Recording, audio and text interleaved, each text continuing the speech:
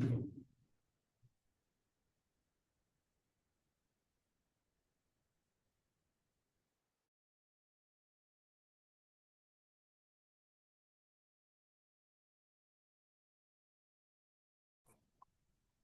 Dr. White.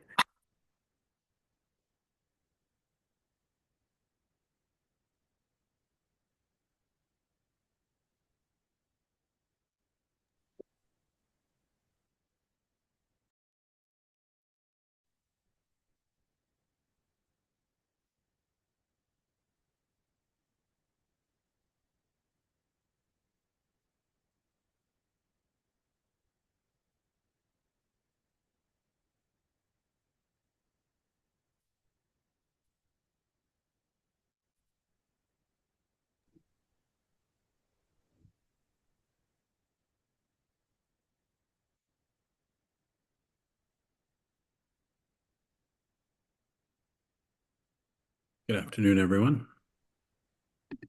Sure.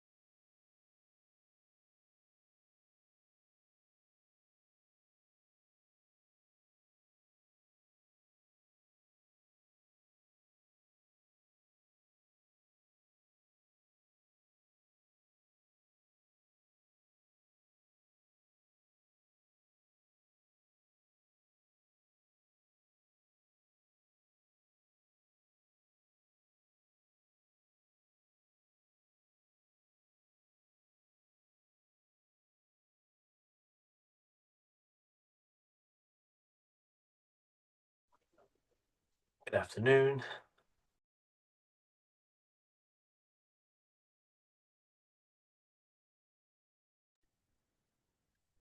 We'll just wait another minute here and make sure we got all the people we need to get started.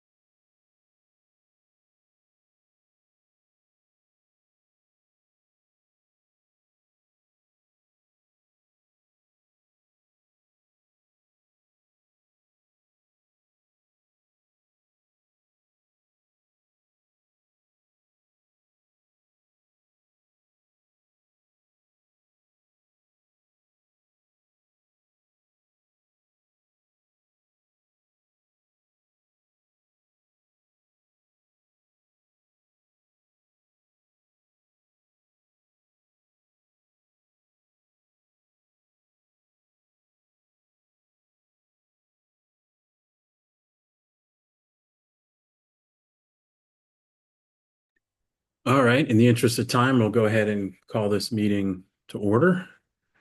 It's 4:35, so we'll go ahead and get started. First, just as a bit of an announcement, I'm going to have a hard stop this evening about 6:25. I'm actually out of town visiting my mother, and I need to get over to the nursing home before they lock me out, or I don't get to see her today, and that would make my mother sad. So she wins. Um, anyways, so if we're not done by that point, I'm going to have to hand it on to you, Dr. Yarborough, but we'll see where we are at that time. So as we get started, the first items on the agenda are the information only items. Were there any comments or questions related to any of the information only items? President Yarborough. Yes, thank you. Thanks everyone for being here. I just had two questions. One of them may be procedural technical. Um, the first is for the first information only item, which is an amendment. The question is this, what makes it an amendment versus a change order?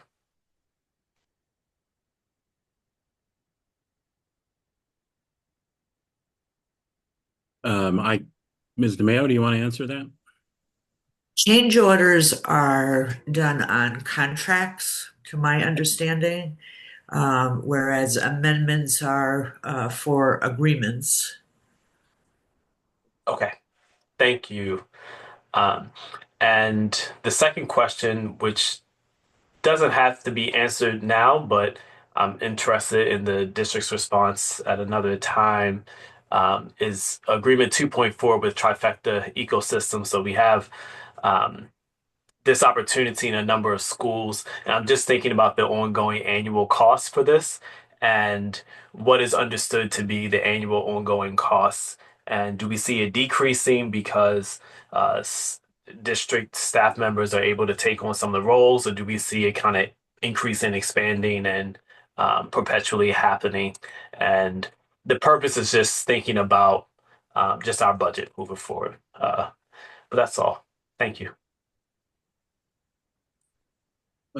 Along those lines, this is something we could consider adding to the cover memo template where we're asking about price information, just like is this going to require an ongoing commitment, or is this not going to require that? And if so, how much? Maybe something like that. I Yes. think we'd have to think about how that's done. You know, some things are, yeah, though it'll cost. So I'm thinking of something else like Microsoft Office licenses.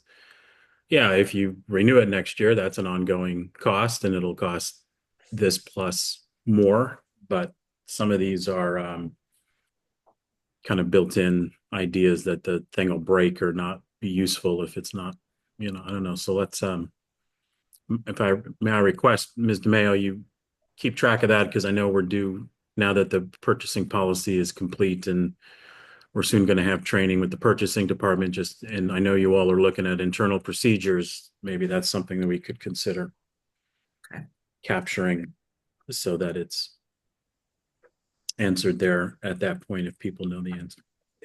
And the district may not know initially, but I know the contractors, they factor in the acquisition costs and then the long-term relationship of a client. And so they have in their mind a projection of what the ongoing costs would be, even if they don't share it with us. But we can probably ask and get the information. Okay. All right. Anything else on the information only items? No? All right. So we will go ahead and move into abstracts. The first one, 3.1, is promoting access, inclusion, and success of students. Ms. Jackson? Yep. So this is a contract that we have with UMass. Just note, if you could look at the dates where it says 125, obviously we're not starting until we get the full approval. But what it is that they're giving us money to help us take a look at students that have social, emotional, behavioral challenges and really doing some research on training that we can provide to our teachers enough to be able to make sure that we increase access for CTE programming for students with disabilities that have behavioral challenges. So it's already been approved through the research team some time ago, looking at our own internal research department, and this is just a second piece of it, and it goes through next year. So obviously starting so late into this year, we will be going into the upcoming school year and essentially paying teachers to do a lot of the administrative overhaul of some of this research. All right, thank you. Comments or questions? All right, I had none either. Oh, I mean, I did have one actually. Let me check my notes here. No, I did not on this one. Thank you. You're welcome. Okay, looking at the next item, it's a Head Start federal grant abstract, and I have a note here that Ms. Derwin is in the waiting area and is traveling at a conference, but might be, I'm looking there and seeing 2 iPhones listed, maybe. Yeah, I see two. We'll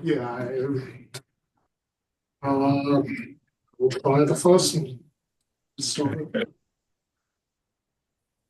Ms. Derwin. Ms. Derwin, I've brought you into the meeting. If you're in the meeting now, you can speak. If not, I'm going to take this person out and try the other one. Going once. Right.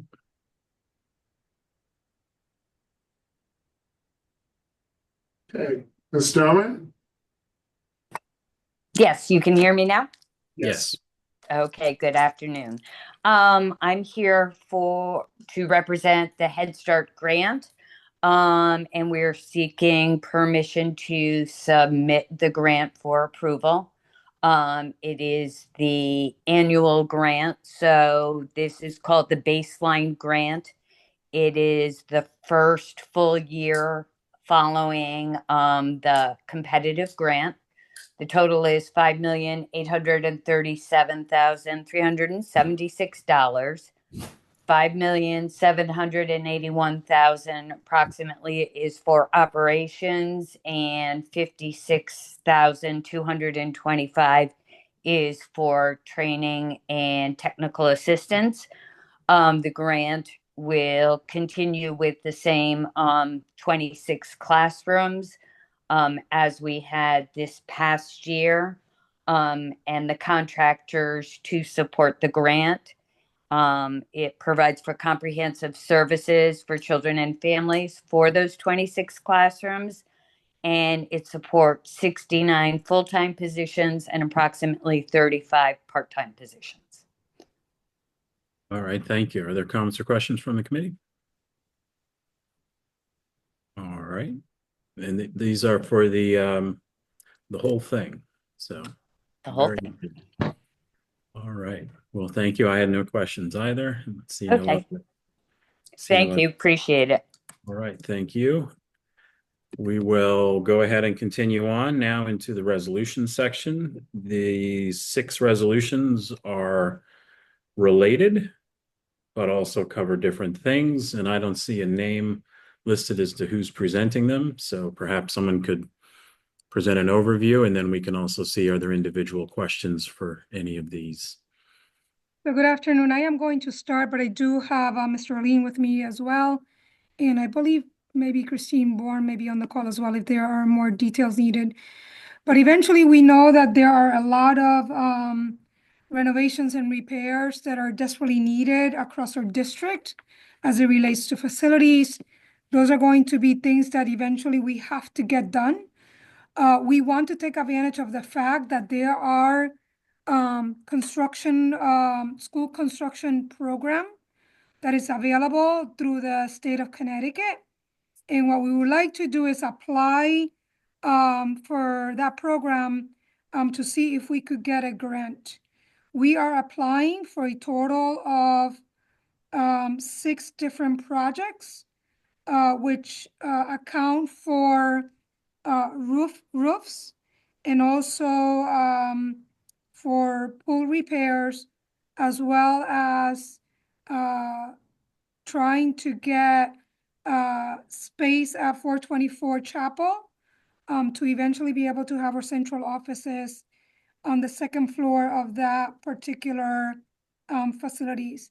But again, in order for us to apply to the state of Connecticut, we do have to have resolutions that are formally documented from the Board of Ed and also from the Board of Alders, because all of that is required as part of the application. So that's what these projects are for. All right, thank you. Are there comments or questions from the committee on all of these or any of these?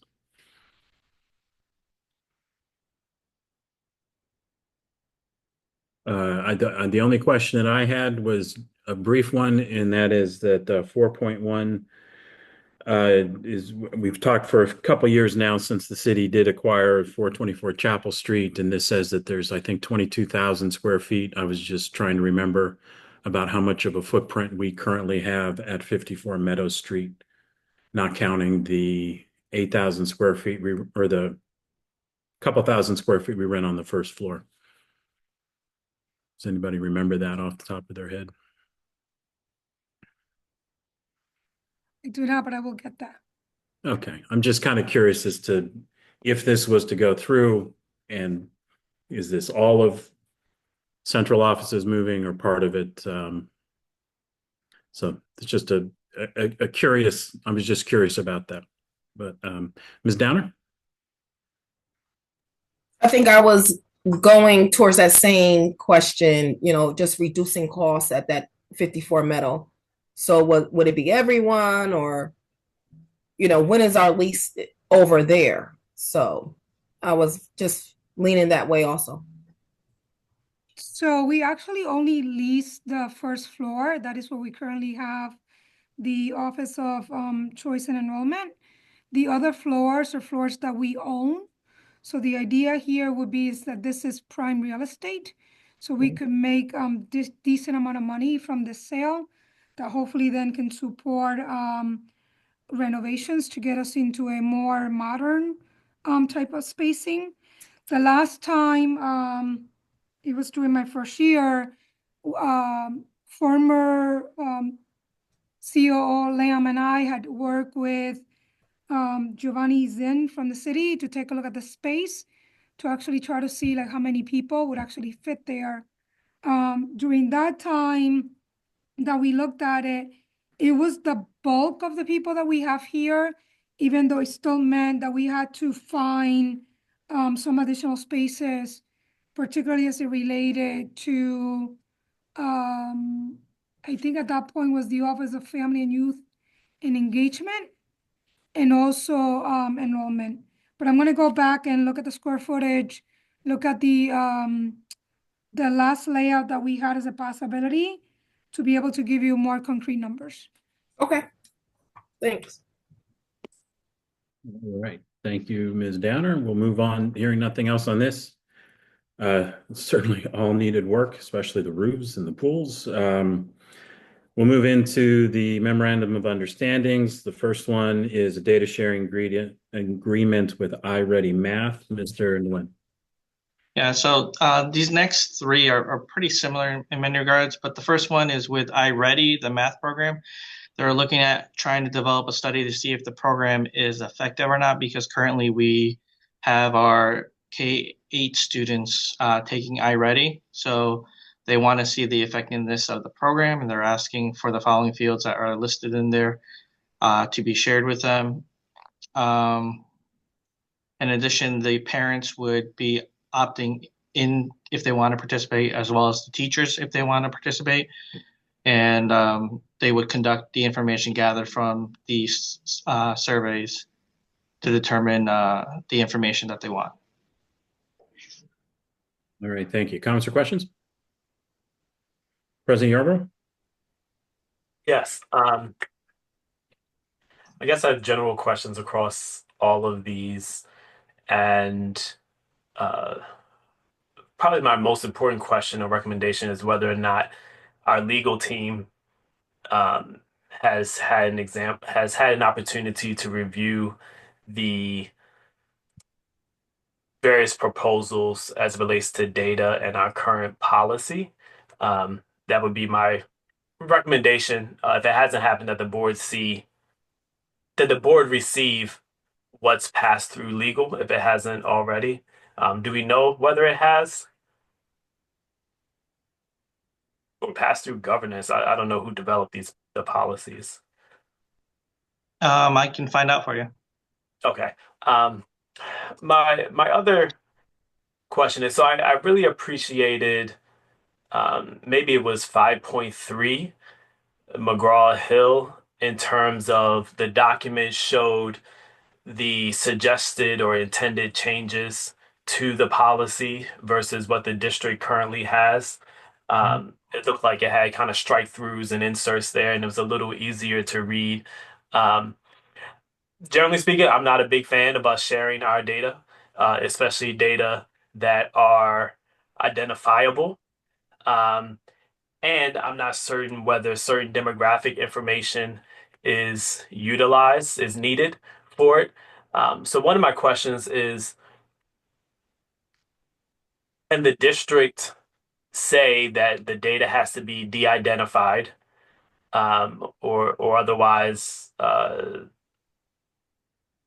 yeah, de-identified. I see in one of the agreements it asks for the name. In the first one, it mentions asking for the first name and the last name, and then it says the district, if it wants to, can request the information to be de-identified.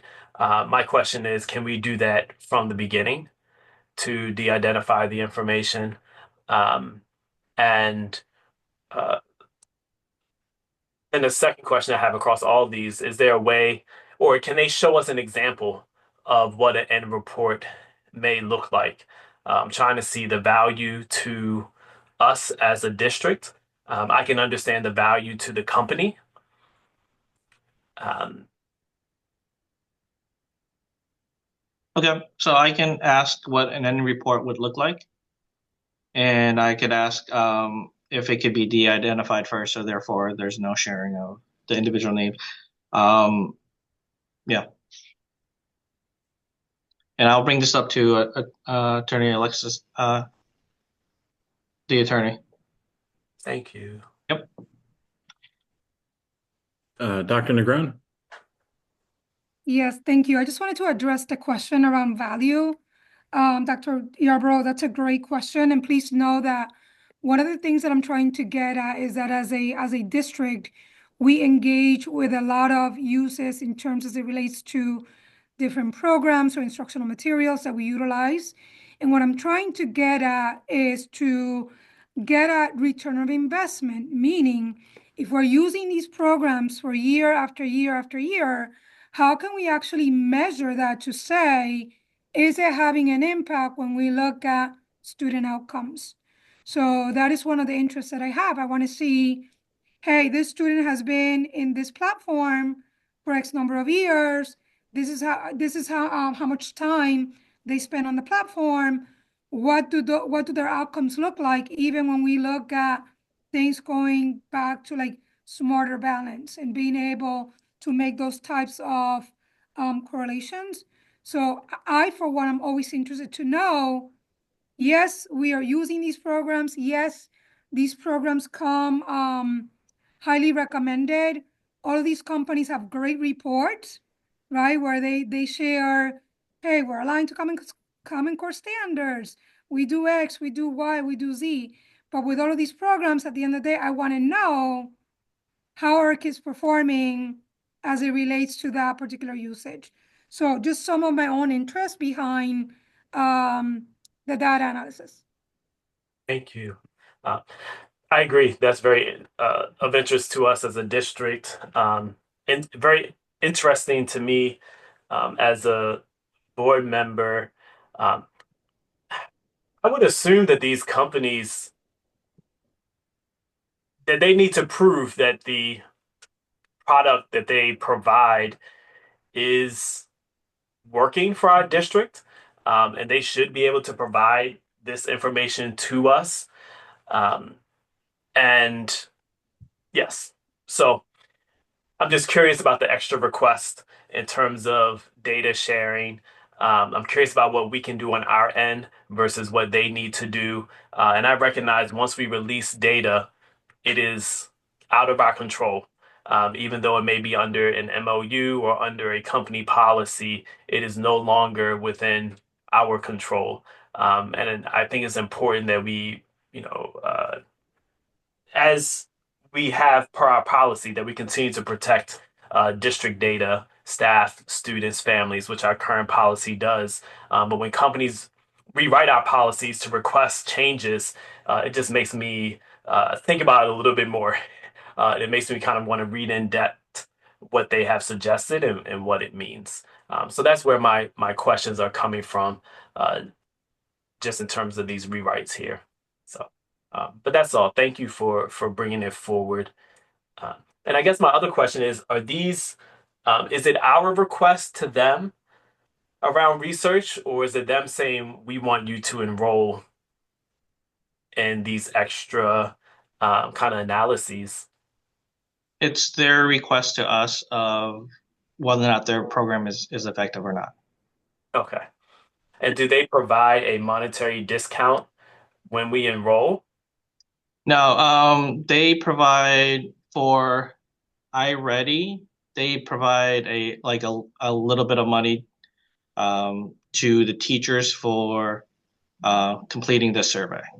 Okay. Thank you. Yep. So, Mr. Wilcox, I'm sorry, I couldn't raise my hand, thank and I apologize. Ms. Red Hannons. I just have a comment once after Dr. Yarbrough's finished. No, my comment was just to ask Mr. Wilcox how he thought we should proceed on the topics, but that's all. I'll weigh in after Ms. Red Hannons. So I just wanted to share the companies do provide us with an in-depth analysis of our overall student performance by school. We do utilize their research office to help us in identifying where we see strength, where we see gaps in student learning, and it's, for the district and by school. They also meet with us twice a year to review our data as well. So this could also help in deepening the analysis of data to ensure that it's actionable feedback that we can use with our staff and students. Thank you. So my thought would be, if the district wants to participate, let's be as conservative as we can in terms of what we share with them, as what we share with any of these companies. And I think we should offer pushback in terms of some of the demographic information that's provided. And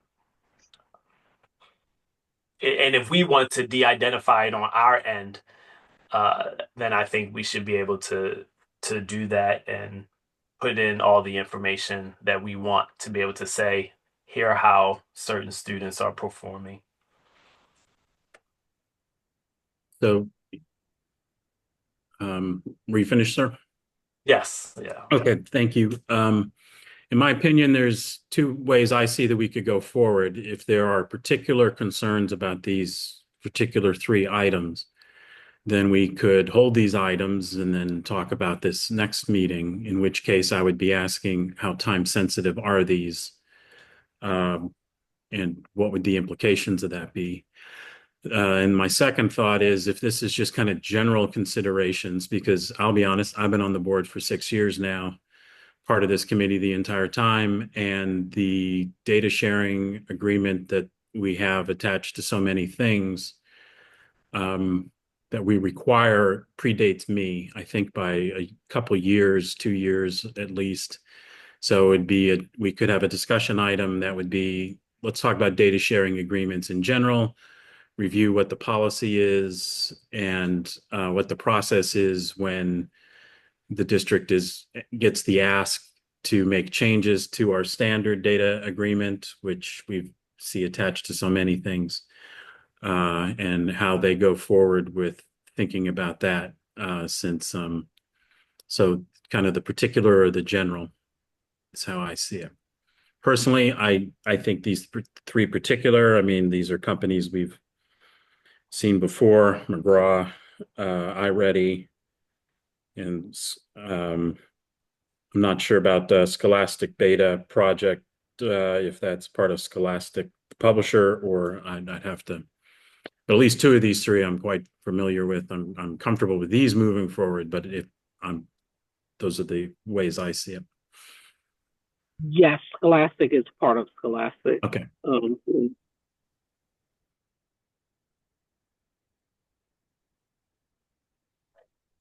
I guess for me, so I agree with those two distinctions. I guess we didn't hear how time sensitive this is. I do think it would be a good idea for the district to review the data sharing agreement, and if it needs to be updated, to update it.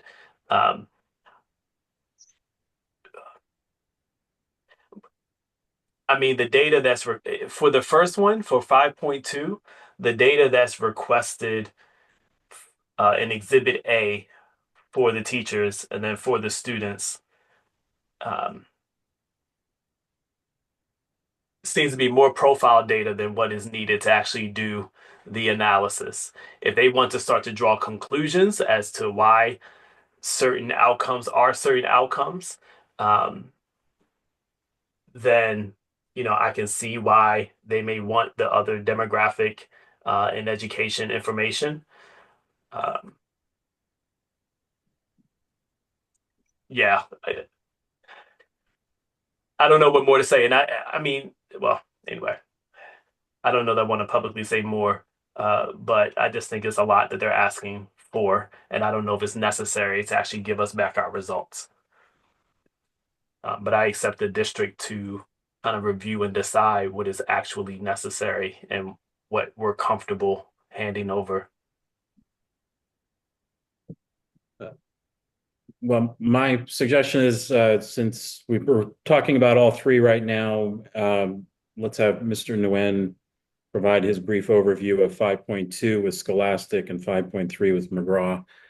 And perhaps as part of that, you, sir, could opine on how time sensitive these items are, and then we'll decide how we're going to move forward after. Yeah, so the last two are more time sensitive because it's basically the students utilizing the programs, in particular Achieve 3000 and Scholastic.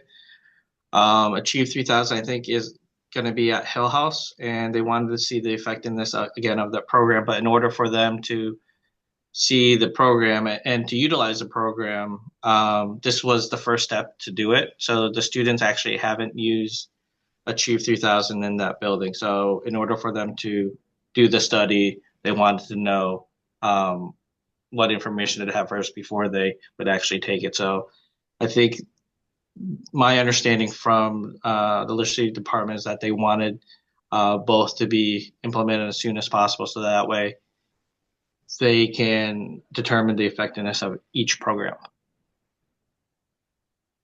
So part of it is having them utilizing these programs that they are seeking information for the data that has been requested for students as well as with the staff. And this is for this month, next month? This month.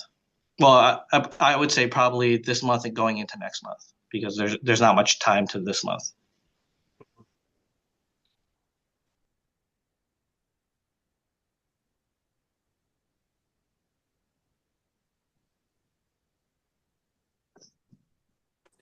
So for 5.3 specifically, which is Achieve 3000,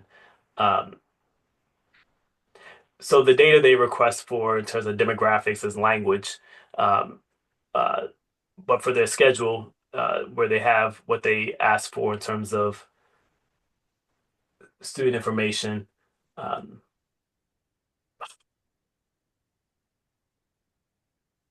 well, let's ask legal to review, because I have to sign these. So let's ask legal to review Exhibit B, where all these changes are, and to see if it's something the district wants to do. Um, Okay.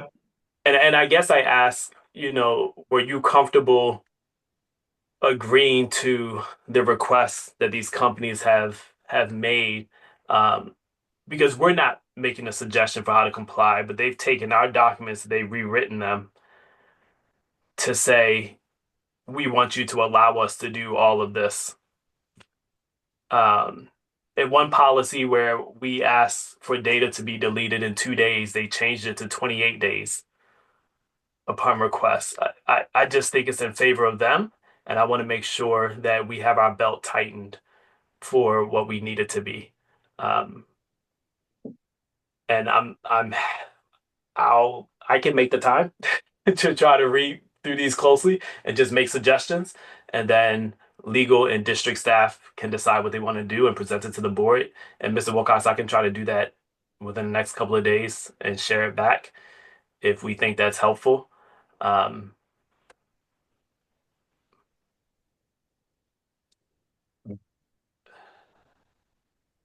Okay. Then, I mean, in the end, it's going to be is the will of the committee to move these items to the full board. So in this situation, we would move them to the full board. We would move them to the full board with the requirement that people get information back to us before Friday posting, or, we could pull the items from the meeting, or we could say, we're not going to do any more after this until we've had these discussions about how this stuff is used, how the policy is implemented. In which case we would let these go, but let staff know that we need to have this conversation before we make changes like this again. So those are kind of the way that I see it. I support that. Support which one? Let's move it forward, get information back in between now and so I support us moving it forward, getting information back between now and when the full board meeting is. Me also maybe putting more clearly what my concerns might be, and seeing where we stand. It may not be egregious. I may just be on high alert unnecessarily, and I'm happy to be talked down from that. Um, I just as a data person, I recognize how data is utilized and how stories are told, and I'm just particularly aware of what stories are being told by our district, and I just want to protect that. All right. Any other comments? Oh, I agree. All right. Thank you. And then my request is that us as a committee, if we have specific questions that we haven't already talked about in this meeting, that we get those to the superintendent and to Ms. DeMayo as soon as possible. Should probably also include Mr. Nguyen on that, just so that he has the information, and ask that people get back to us this week. If possible, if nothing else, with an update, if it's going to go into Monday. And if we need to, we can stop, we can pull them at that point, or the superintendent can pull them at that point. And then also, we're definitely going to need to have Ms. DeMayo, maybe we could add as a discussion item. We'll have to look at the discussion calendar for next meeting, but we should have just like a general discussion around data sharing agreements, so that we can,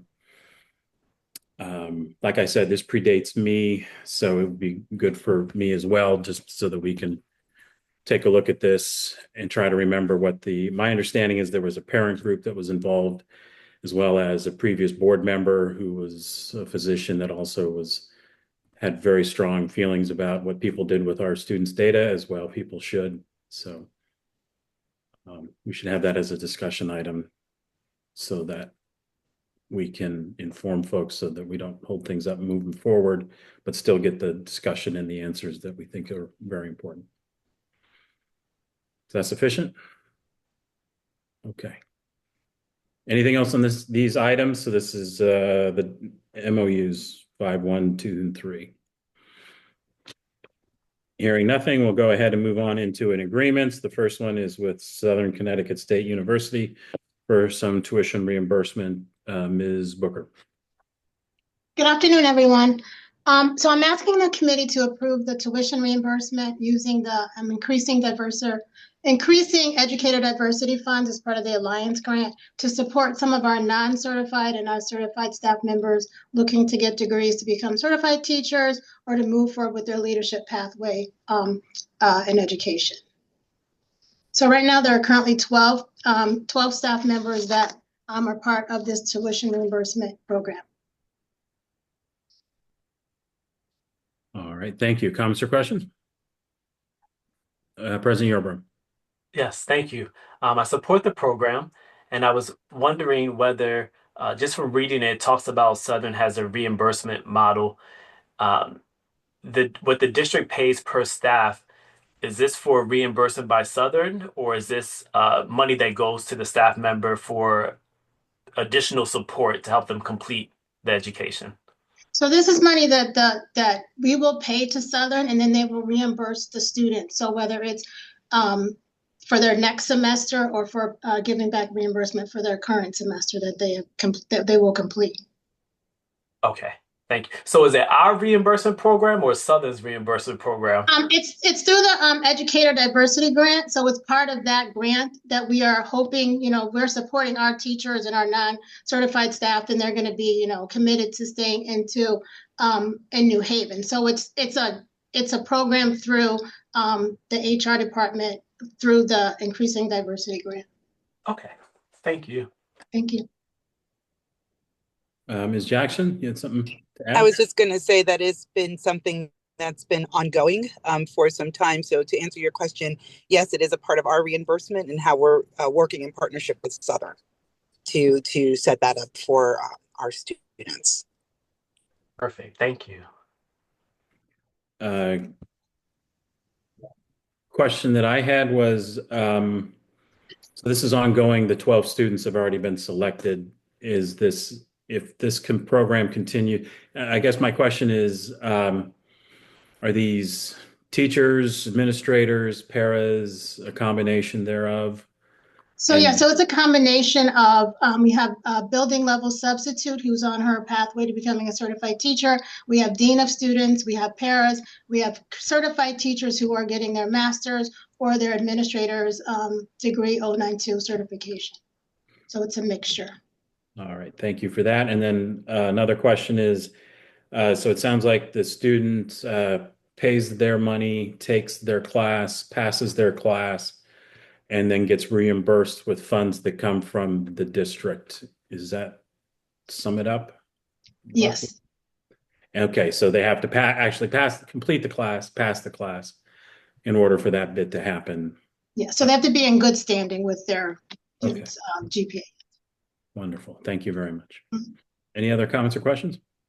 Yes, hi, it's Lisa Flegler, HR Director. Good afternoon, good evening, everyone.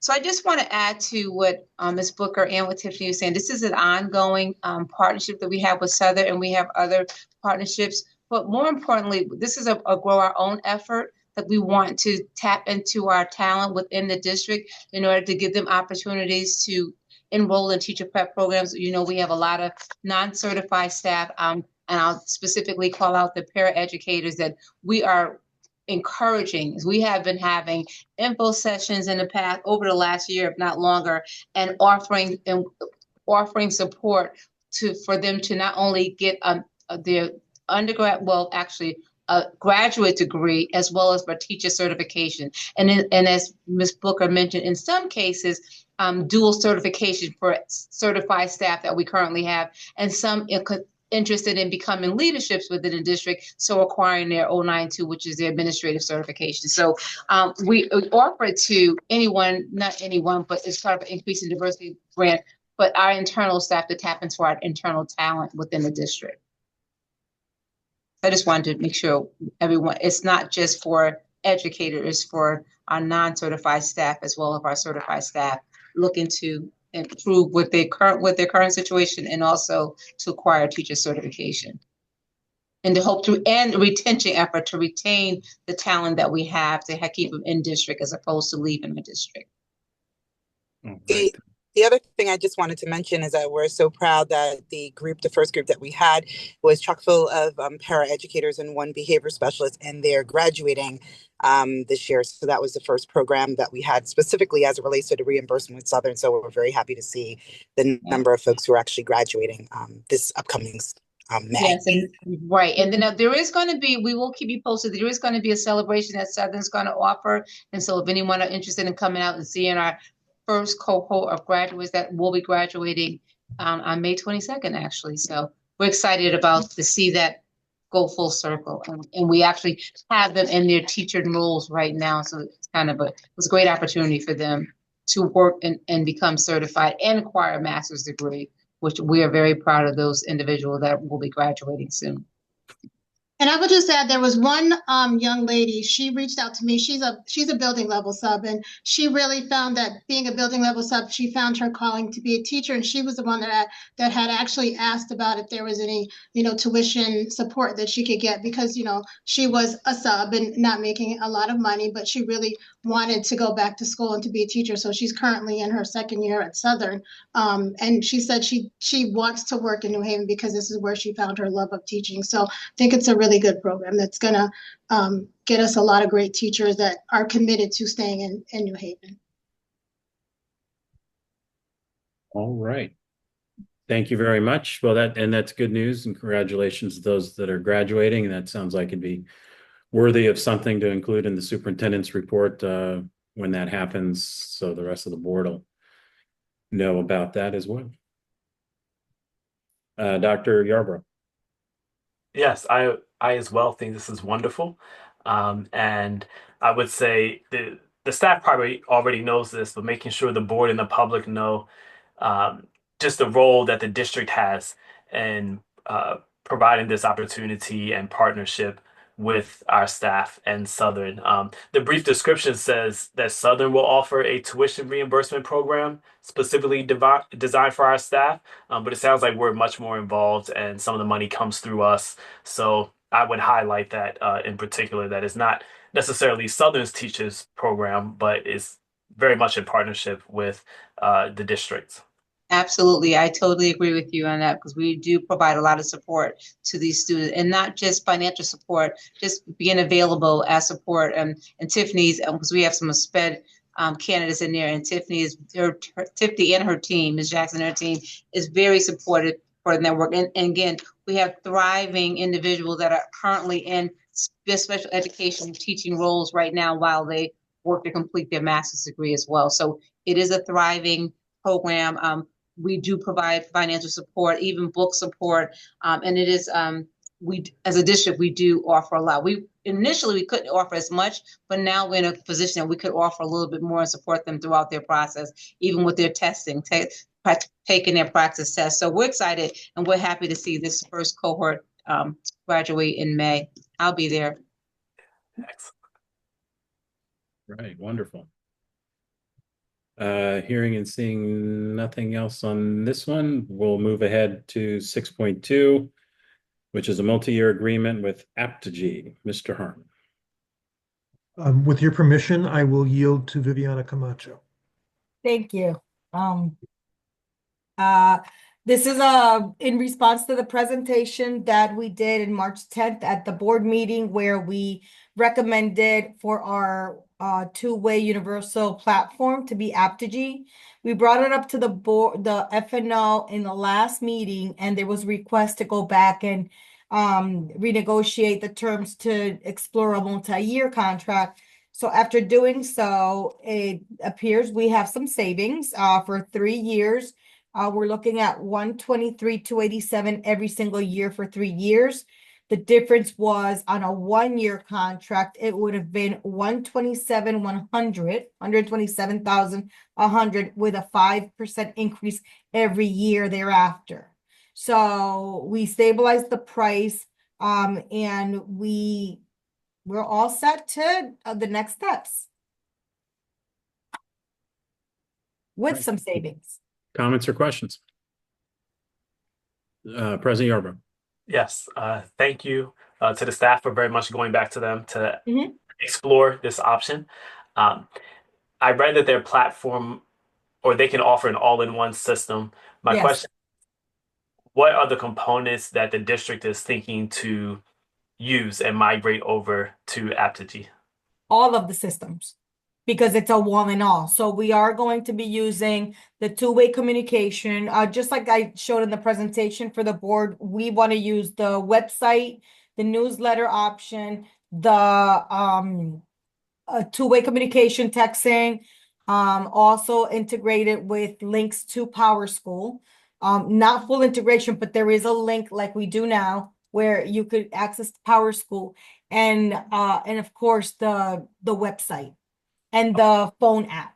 So it's pretty much all in one, and we're taking the whole shebang.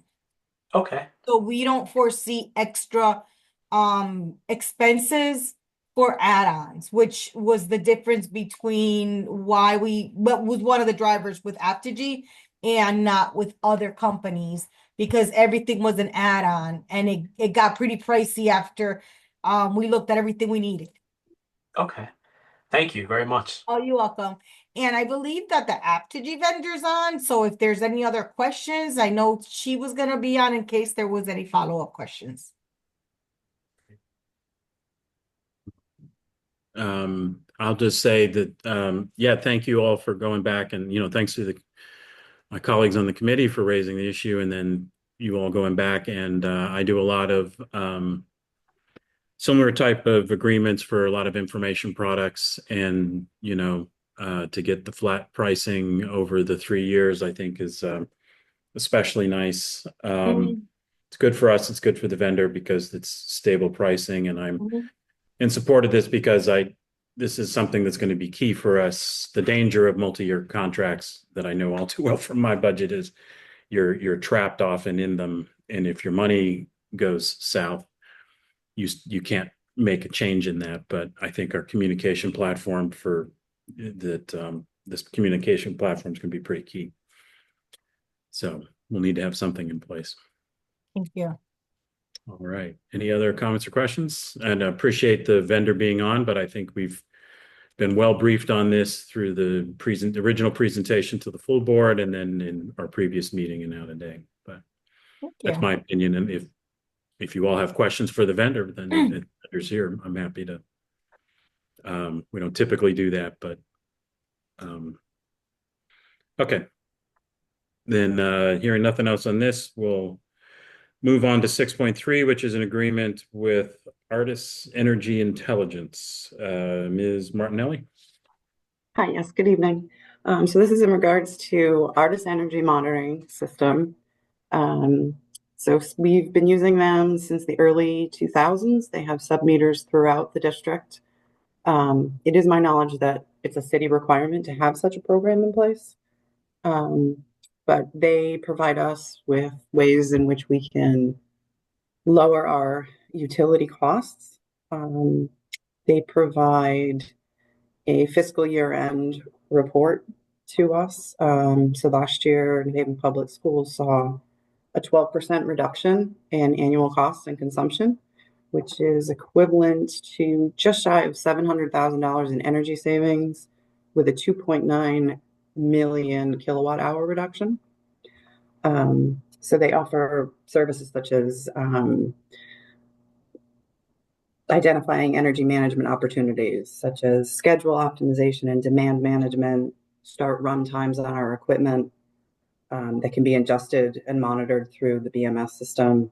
Equipment failures can be identified. We can stagger our equipment startup times so that they're not putting such a load on at the same time. They ensure accurate billing from UI, optimize delivery utility rates. They're currently working on refreshing our data with UI, trying to find potential ways to consolidate meters and billing, and with the possibility to switch to lower distribution rates. So are there any questions? All right, thank you. Comments or questions? Ms. Downer? I have a couple questions wrapped around this. Artist Energy, I guess on the RFP, it was saying that they were the sole source. Um, was that given by the city, or I'm not sure where that is, because when I researched in the industry, they're not the sole source. Was Okay, that to the given by best the of my city? knowledge, that they were sole source on Oh, the okay. paperwork that I've looked through. Yeah, because Artist Energy is an intelligence company that actually not only is not, to me, is not considered a sole source and to the industry. They do provide energy analytics and solutions, and they offer their real-time platforms and everything else. Um, have they ever like offer even taken a look at anything with solar or anything for the Yeah, school? so speaking with them, so these devices were all installed prior to solar. But something going forward that I want to look into with them, they can add devices to monitor our output of solar. Currently, it's just the main meter load only, which is energy that's flowing in from the grid, not what we are producing with solar, but that is a potential. Okay. And I was also wondering, for this contract, because it's multi-year, that we are we paying for the last 2 years, or is it per year where we paying the split of the 227,000 and 25? So 25-26 will be at the cost of $110,572, and 26-27 will be at the cost of $116,653.92 to total the 227. So right, because I think it should be split here before it Okay. goes before the board. I mean, if we're gonna just be paying half of that, we might want to say that as in 6.2, where it was spelled out. Okay. Okay, just a little interest on this energy and reducing costs, and I just want to know if they made any suggestions to even offer geothermal, anything that's available currently for alternative energy that we could see a significant savings on, particularly solar, batteries, anything like that. We have not gotten into discussion on anything geothermal. It's just they're providing us with the monitoring services that they currently have. But again, I do want to increase what they can provide for us. Right, because what's happening now is the energy providers also have AMI metering, which could actually tell you things like that also. So I wonder if we're paying this company for stuff that is actually provided by the energy provider. So I'm not sure if United Illuminating, Avangrid, I'm pretty sure they have the AMI metering.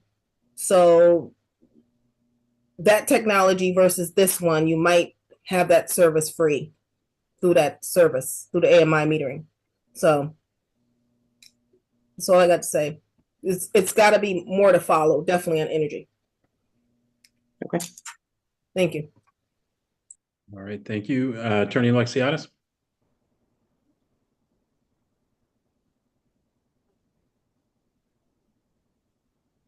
Thank you, Mr. Chairman. Um, I I would note to the question about the sole source that is as I recall, it's a sole source designation from the city purchasing department, and I believe it relates to the fact that that is their proprietary equipment that's installed in the buildings.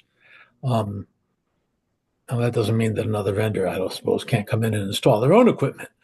Um, and it's also my understanding is that that's why this is coming out of the capital budget, which, to be honest, didn't make sense to me the first time I saw it.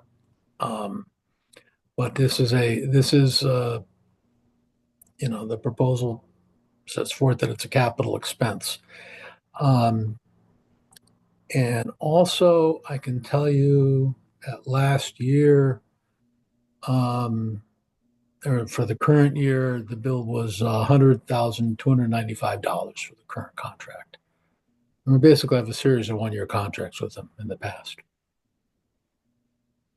All right, That's all thank I have. you. That's just information that I have to offer. That's all. Thank you.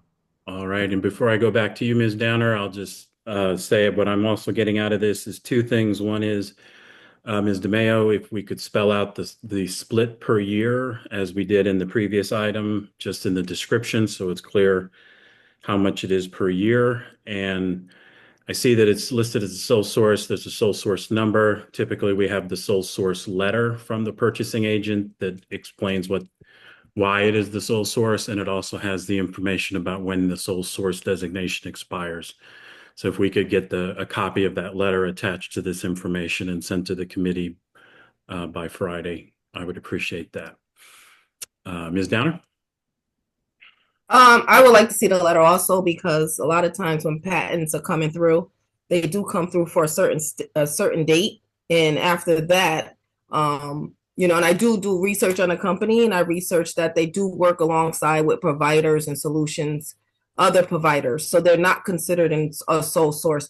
I get it; the city has their list of sole source and everything else, but just because it was a sole source back in since they've been working with the company since 2020 or whenever they was working with the school board, that doesn't mean that they're still a sole source. So I would like to see the dates.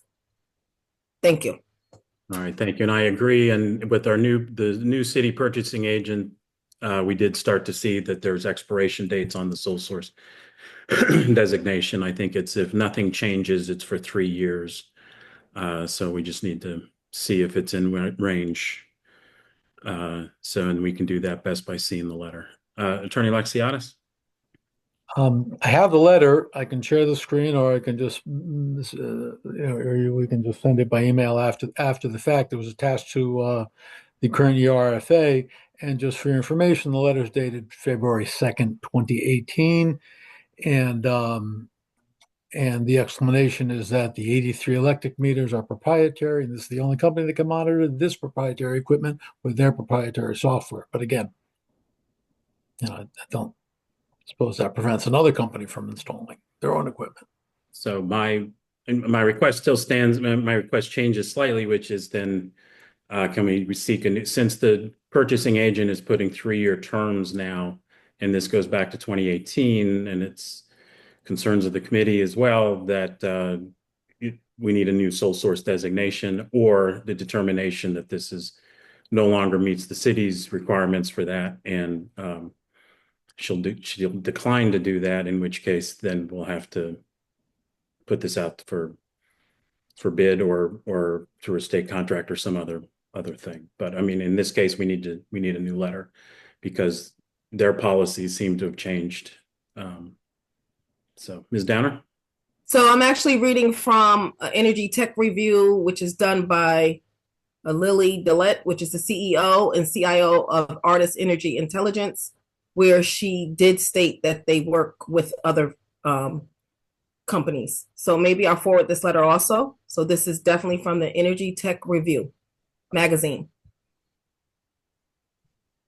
Right, and that's dated, like I said, from May 7th, 2025. Thank you very much. Thank you. Mr. Aline?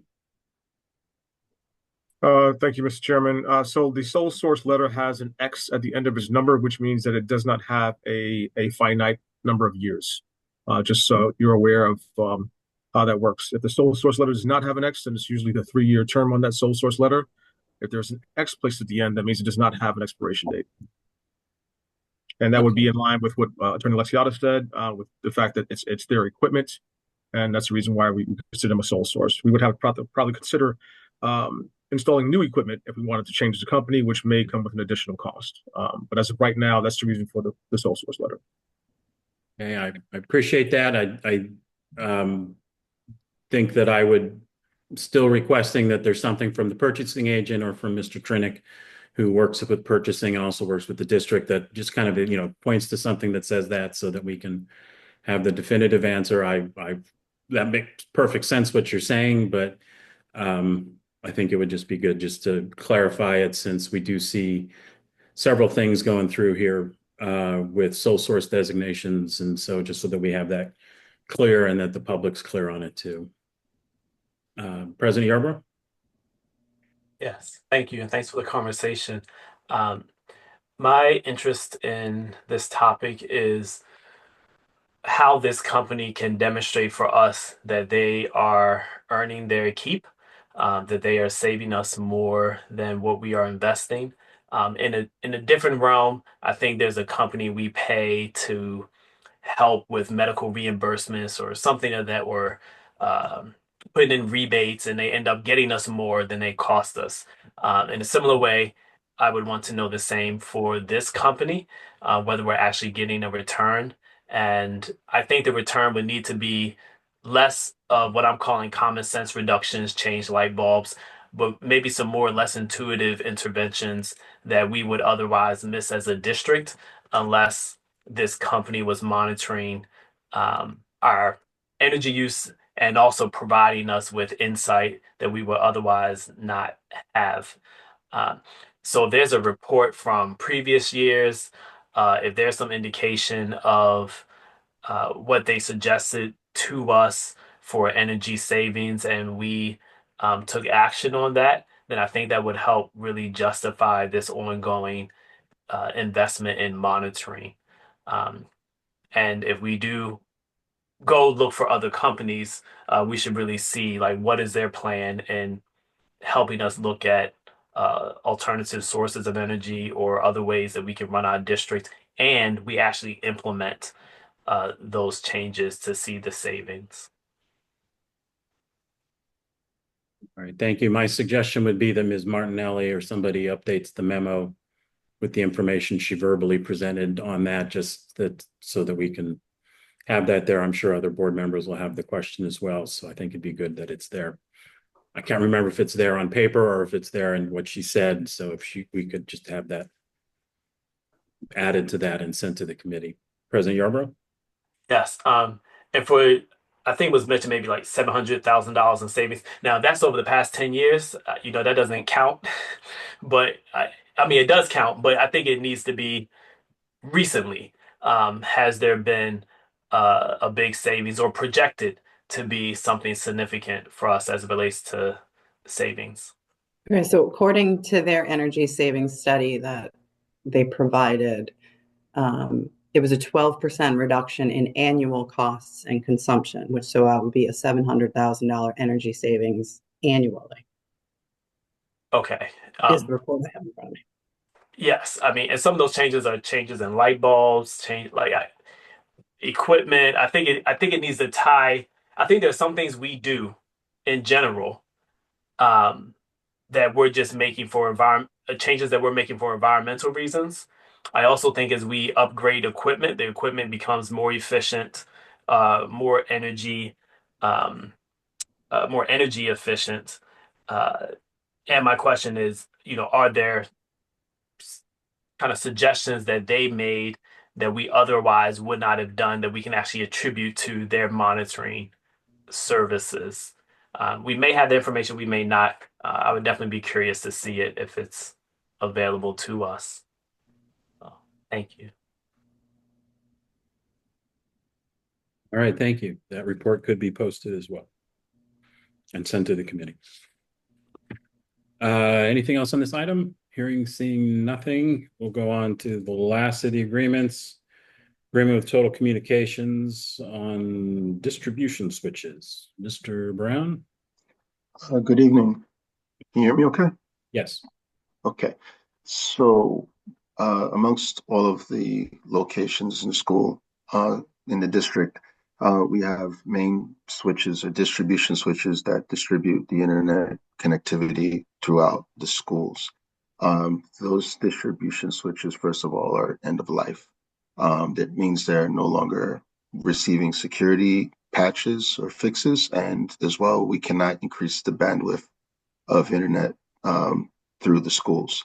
There have been many schools that I've noticed over the last year that have complained about bandwidth issues.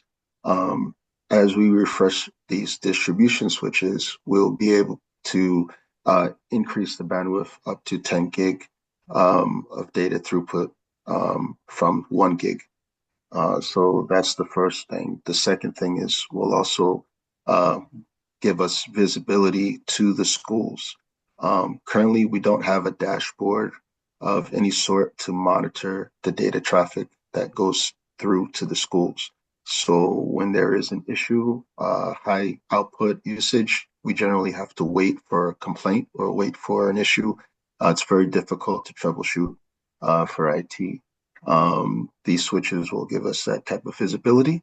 So we have the visibility, the enhancement, and the bandwidth potential increase, as well as with the visibility, we'll be able to see when there's security patches or code vulnerabilities. So that'll give us that also. This is to use the E-rate funding source that we have available, and there's a percentage that we will have to pay of that. Along with that, we'll also be adding in adding in APCs just to those closets. In the past, there was an E-rate to add APCs across the whole district, but to do that, they had decided to break them up. The APCs, if you don't know, are for battery protection. So when a school loses power, certain devices will stay on for a little bit of time. They chose to do it just to a few schools where they secured everything, but at that rate, the project would never get complete.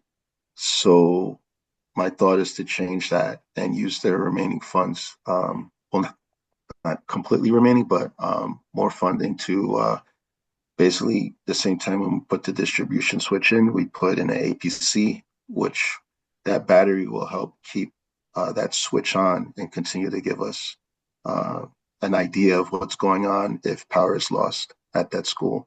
The way it is right now, we can't cross the whole district, but if we do this, we can. All right, thank you. Comments or questions? Ms. Downer. How long does the backup battery last? How many hours? Generally, it's not hours, but it really depends on the load that you put on the battery, the amount of devices that have to stay up.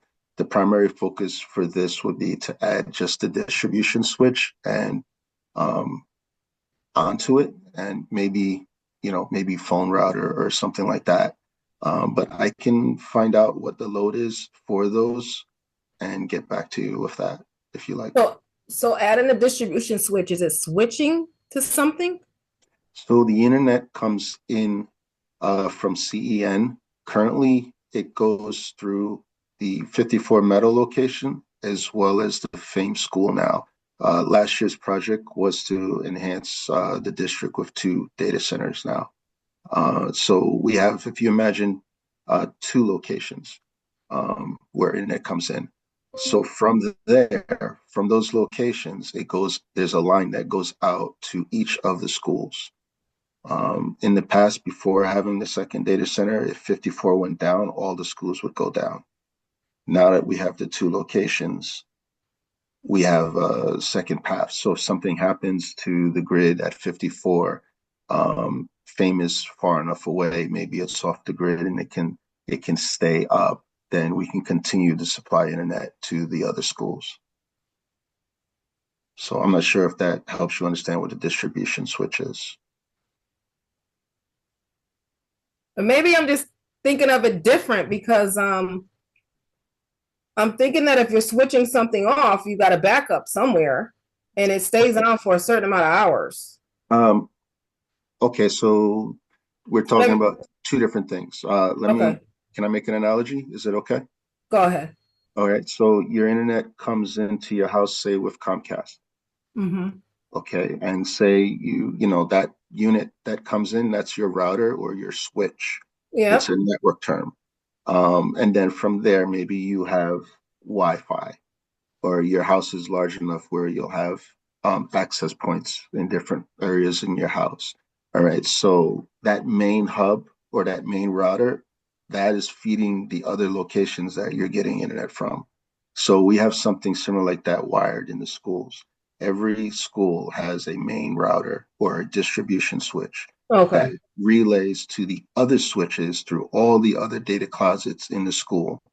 So if that one switch goes down, then all of the other classrooms lose internet. Essentially, all of the school loses internet. So does that help clear it up? It does. How many schools on one switch? One switch per school. One switch per school, and it goes into Yes. a main hub. Okay. All right. So that main distribution switch is very important, and we need to have insight into it. We need to know the code versions, and we need to know if there are any security patches, vulnerabilities. We need to, that one switch is the one that's providing access to, for the whole school, for the message boards, for the wireless, for the meetings, for everything. Okay. The other thing I have too, I wanted to ask,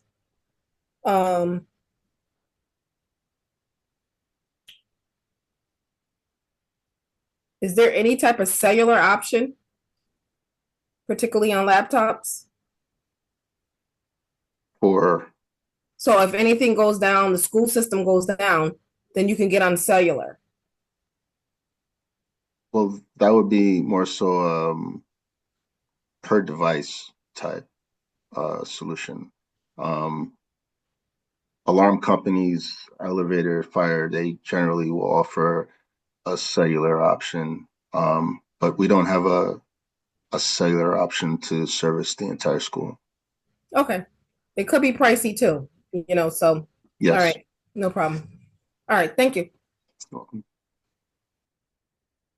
All right, thank you all. And hearing nothing else on that, we'll go on to, we have 3 amendments. All are related. All are no change in funding amount, but change in accounts. Ms. Diaz-Valencia, can you enlighten us? Yep, sure. Hi, good evening, everyone. 7.1, 7.2, and 7.3 are all amendments to the existing contracts or agreements with the CDC child daycare centers at LULAC, Montessori on Edgewood, and Morning Glory. This is just a mere funding account number change. There's no change in the actual funding amount for any of these agreements. All right, thank you. Any comments or questions on these 3 items? Hearing, seeing none, we'll move on. Thank you very much. We'll move on to purchase orders. 8.1 is with Tucker Mechanical for work at co-op. Mr. Lean. Thank you, Mr. Chairman. This is a request for purchase order with Tucker Mechanical to replace damaged controls at the co-op high school from July 1 to June 30, 2026 for the amount not to exceed $77,263. And the funding source is going to be the START fund, the $5.5 million package that we received. Any of your questions? Thank you. Comments or questions? All right. Hearing up, Ms. Downer. So how many damage controls was replaced?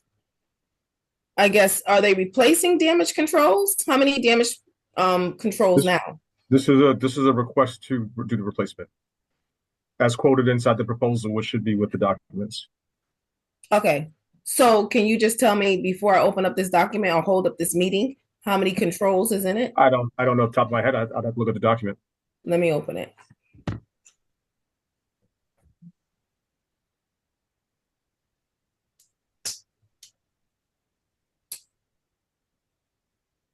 So what type of controls are being replaced? These are HVAC controls.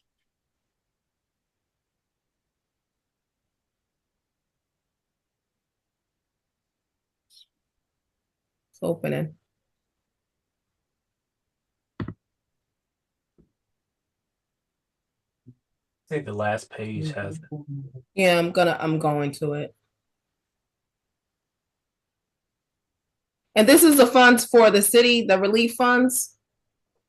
This is the $5.5 million that we received for, I guess you can call it relief funds, yes.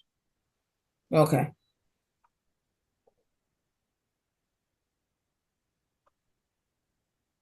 So I'm particularly, my question is, when they replace the controls, is there some type of warranty after they replace the controls, or we just have, we just buy the controls because the HVAC units are older and they're just replacing the controls, is there a warranty on the work that they're going to be replacing? Yes, they always provide a warranty on the work that they do. It's going to be at least, as usually a standard, it's going to be 30-day warranty on the work that they do, unless it's going to be something that we find egregious that was wrong, right? Which we'll have corrected if that's the case.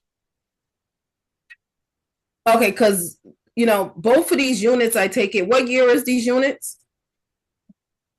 I don't have the information from you, Ms. Downer. So I'd have to come back to you, but none of this stuff is new. So I'm sorry, they're putting new controls on antiquated units. So I need to know what year the unit is, because that could really be other stuff that can malfunction regardless of the controls. Or sometimes the controls that you put on units don't talk to each other. I can come back to you. So you have that type of situation going on also. So I need to know the year of the HVAC unit. Okay. I can come back to you with that.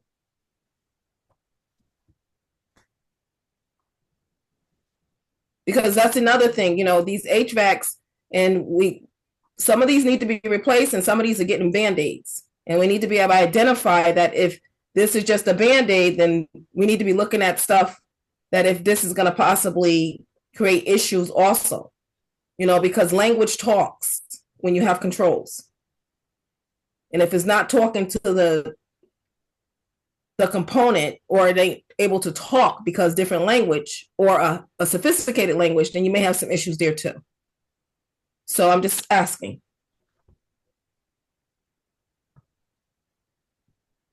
Okay, I just wanted to know the year of the unit. Thank you. No problem. Right, thank you very much. I will agree on that a Band-Aid approach is sometimes it's keeps things working, but when things should be replaced, but also just the amount of things that we need to replace that we don't have the funding for, from roofs to HVAC systems to other things. This is where our funding goes sometimes, is in Band-Aids, when the another way of looking at it, I see it as, keeping an old car running when it's past end of life and isn't worth the investment, but you still got to have something running when it's an HVAC or a water system or other things for schools. And so we patch it and hope it goes a little bit longer and go for funding from the state. So it's unfortunate. Thank you. We'll move on to 8.2, which is a purchase renewal with Facilities Management Express. Mr. Aline. Thank you, Mr. Chairman. This is a request for purchase order to renew the Facilities Management Express, or FMX, platform that we use for the facilities department for work order management for an amount not to exceed $52,262.67. And funding source is going to be the operating budget for the facilities department. Any of your questions? Thank you. Ms. Downer? So this was one in particular that I really felt that we didn't even have to, as I voted no for it. But I was curious that we don't have, since we're going down to this FMX Express work management system, why don't we have a multi-year here at this for this? So I think, I don't know, was that ever negotiated? Maybe there was a benefit there. Personally, I would have been with Brightly, but we chose this one. So I'm just curious to see that there's no multi-year here. Usually it's refrained upon to kind of to do multi-year unless it's absolutely necessary. It's been the policy of district, and my understanding as the board, that we want to keep things to a year contracts, that we're not locked into things for too long, with options to renewal at times. But multi-year contracts are usually something that we do not want to do unless it's absolutely necessary, or we can prove 100% it's going to be to a benefit, and that it's not something that we want to get out of in the next year or two. So normally, like for instance, with the Artis Energy, type of thing, where there's proprietary equipment that's involved, and we figure we're not going to replace the equipment next year. It's my understanding, or this is actually the practice of the district, that we don't do multi-year unless we feel like we absolutely have to. So the other thing that I would disagree on, Mr. Allen, is that when you do a different management system, you have to do a startup cost, and we lose money when we have to switch companies each year. So I would think that since this was actually presented about when I first got on the board, It was the high-tech, sophisticated system that we much needed, and I'll leave it there. But I think that at this point, where we're being more cost effective, that it should be some sort of multi-year here, because I don't think that, well, I don't see anyone making a suggestion that the system is not working. So I think that I was looking to see a multi-year. I mean, everybody was so, we had a unanimous support here on the board, and except me. And I'm just curious to maybe I'll hear from my colleagues and see how they feel about a multi-year here. If the board wants to support a multi-year, we can bring it back to them and request a multi-year contract if that's what. Because it won't be cost effective to keep on doing startups for management systems, which, if I recall, they had a large startup. So I don't know. I'll yield. All right, thank you. Attorney Alexiadis, you had a... Yes, with regard to member Downer's comments, is this agreement under state contract? I see that on the memo, the box for correct contract is checked off. It's not a state contract. It's through some other buying cooperative that Tom Lamb was able to procure it through. Okay, and do you know if they provide an opportunity for multi-year pricing or multi-year discounts? I don't know. I'd have to bring it back to the procurement, a specialist, our procurement manager, and who was going to be involved from the operations office. I didn't actually acquire this quote myself. That was handled by the operations office, but we can bring it back and ask the question. And also, I would just note that that sometimes, depending on the procurement process, a multi-year contract would require Board of Alder approval. That's correct. So that's another reason why historically the district has entered into one-year agreements. All right. At least so I'm told. It's been going on for a long time. Thank you. In my opinion, I think the district could see if a multi-year is available through CREC or through the vendor, and if that's something that they want to pursue, then there's time. This is for next fiscal year, time to pursue that, and in which case this could always be pulled if that is the way. I think the savings, every penny counts in our budget, but it's also, saving might be, $1,500, or might be, nice increases year to year. So it'd be interesting to see what was available, if there's something available. Personally, I'm comfortable with this moving on as is, but if there's the district, if they want to do that work, I think that sounds like good work to be done if there's any cost savings. It's my opinion. Any other comments or questions? No? Okay. Hearing nothing, we'll go on to the next item, which is contract 9.1, which is with Tucker Mechanical for on-call chilled water. Mr. Erling? Thank you, Mr. Chairman. Okay, I turn my page here. All right. Award of contract 21938. So this is going to be exercising a renewal option with Tucker Mechanical for on-call chilled water and air-cooled equipment repairs, specifically just repairs for this one, from July 1 to June 30, 2026, for an amount not to exceed $225,000. And this is through our capital projects funding source. Any of your questions? Thank you. Comments or questions? Ms. Downer?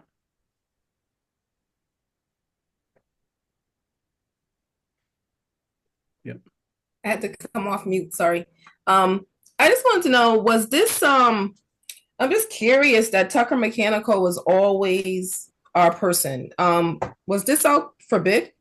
Yes, it was. This was put out to bid, and they won that bid, and we're exercising a renewal option in order to save additional or increasing costs. So they was our winner last year, but they ended up costing us more. Do you foresee that this would be, it says do not exceed, but last year their 360,000 said do not exceed, and they came back for more. So just to remind you, this is an on-call contract, so it's not exactly like all the contracts on call. correct. So it's So that not was last year also 360,000 that we had with Tucker Mechanical, and Tucker Mechanical came back. I so could that's research it. That's the piece I want to correct. It's not Tucker Mechanical that comes back. It is the facilities department in the district that comes back and asks for more money for the contract. So as a reminder, this is an on-call contract, which means that we call them when we need them. They are not telling us that something's going to cost more and we're coming back for more money. This is, we need you to fix this. They fix it. And as we run out of money, as we're spending, and we determine that we'll need more money to continue to fix things in the district, we will come back and ask for more money for this particular contract, not the vendor coming back and asking for more money. Okay, so the other question is the oversight of Tucker Mechanical. Last year we had an oversight of a D2 overseeing, a D2 with an expired license overseeing a Tucker Mechanical that had an S1. Is that something that's going to change this year, so we make sure these air handlers are being serviced properly and someone can oversight that S1? So that's a question that would be answered probably having to do with the new RFP that's going out. I believe there may be some changes to that stuff as some of the board members have requested. So that our contract ends in the next 45 days. So after July 1st, I can't tell you what is going to be happening going forward until the district has made a decision. Well, let's talk about now. Isn't the ABM the facility manager? ABM is the facility manager, yes. So isn't ABM the person that's responsible to bring qualified people here to oversight an S1 or S2 that has unlimited oversight on an air handler unit? Isn't ABM responsible to get the qualified people per our contract? Let's talk about it now. I don't want to talk about it at the board meeting, but I would like to talk about it now because we're having problems with oversight on the unit. That's the root cause here. We have people working on our units. Maybe Tucker Mechanical does. I've checked them out. Some of them have S1s, S2s, but I've checked out ABM and they don't. So that's what's happening now, Mr. Elliott? Mr. Wilcox? President Yarbrough? Yes, I think for the question is partially linked to kind of agreement or contract language and enforcement between the board and between our contract with ABM.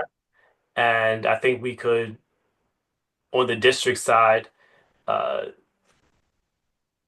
investigate that or check out that process to make sure that we have the appropriate reviewers in place for these services. Thank you. So I don't know if that would be Attorney Lexiadis or if that would be, we don't have a COO right now to do that, but we can look into that. So, and it's free. You don't have to pay anybody. Go on the state licensure. It's very free. Well, so, in terms of the company providing what it needs to provide for our services. Right, but we should also be checking. You can't, if someone tells you, and I'm gonna leave it there, you should always, Big Brother always gotta watch. Thank you. Mr. Wilcox, Mr. Aileen is logging back in. His computer had shut down. He'll be back on in a moment. Okay. So, I mean, technically for this item, it's oversight in the next fiscal year where there could be a different company in place, but I think that this has been instructive for the district because that RFP needs to get out. And if the oversight is required and necessary, then that should be specified in that so that any vendor that's applying is able to talk about that for this type of work and any other work that requires, that we require people with particular designations, degrees, certifications, etc. So, I rest. So,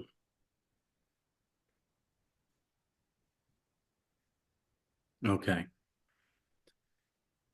But I'm in favor of this going forward simply because this is for the work that needs to be done and it's related, but it's not, you know, how's this work supervised is a question that the district will need to answer in terms of a COO and in terms of the facilities management contract as that goes out and selections are made. So, all right. Hearing nothing else on this, I'm going to go on to 9.2. Mr. Aline's involved in each of the coming up ones here, although this one is also listed as Dr. White or Mr. Aline. But for 9.2. But do we need to? Dr. White, are you able to present on this, or do you need Mr. Aline back in the meeting? I will begin, and then Ms. Aileen can join.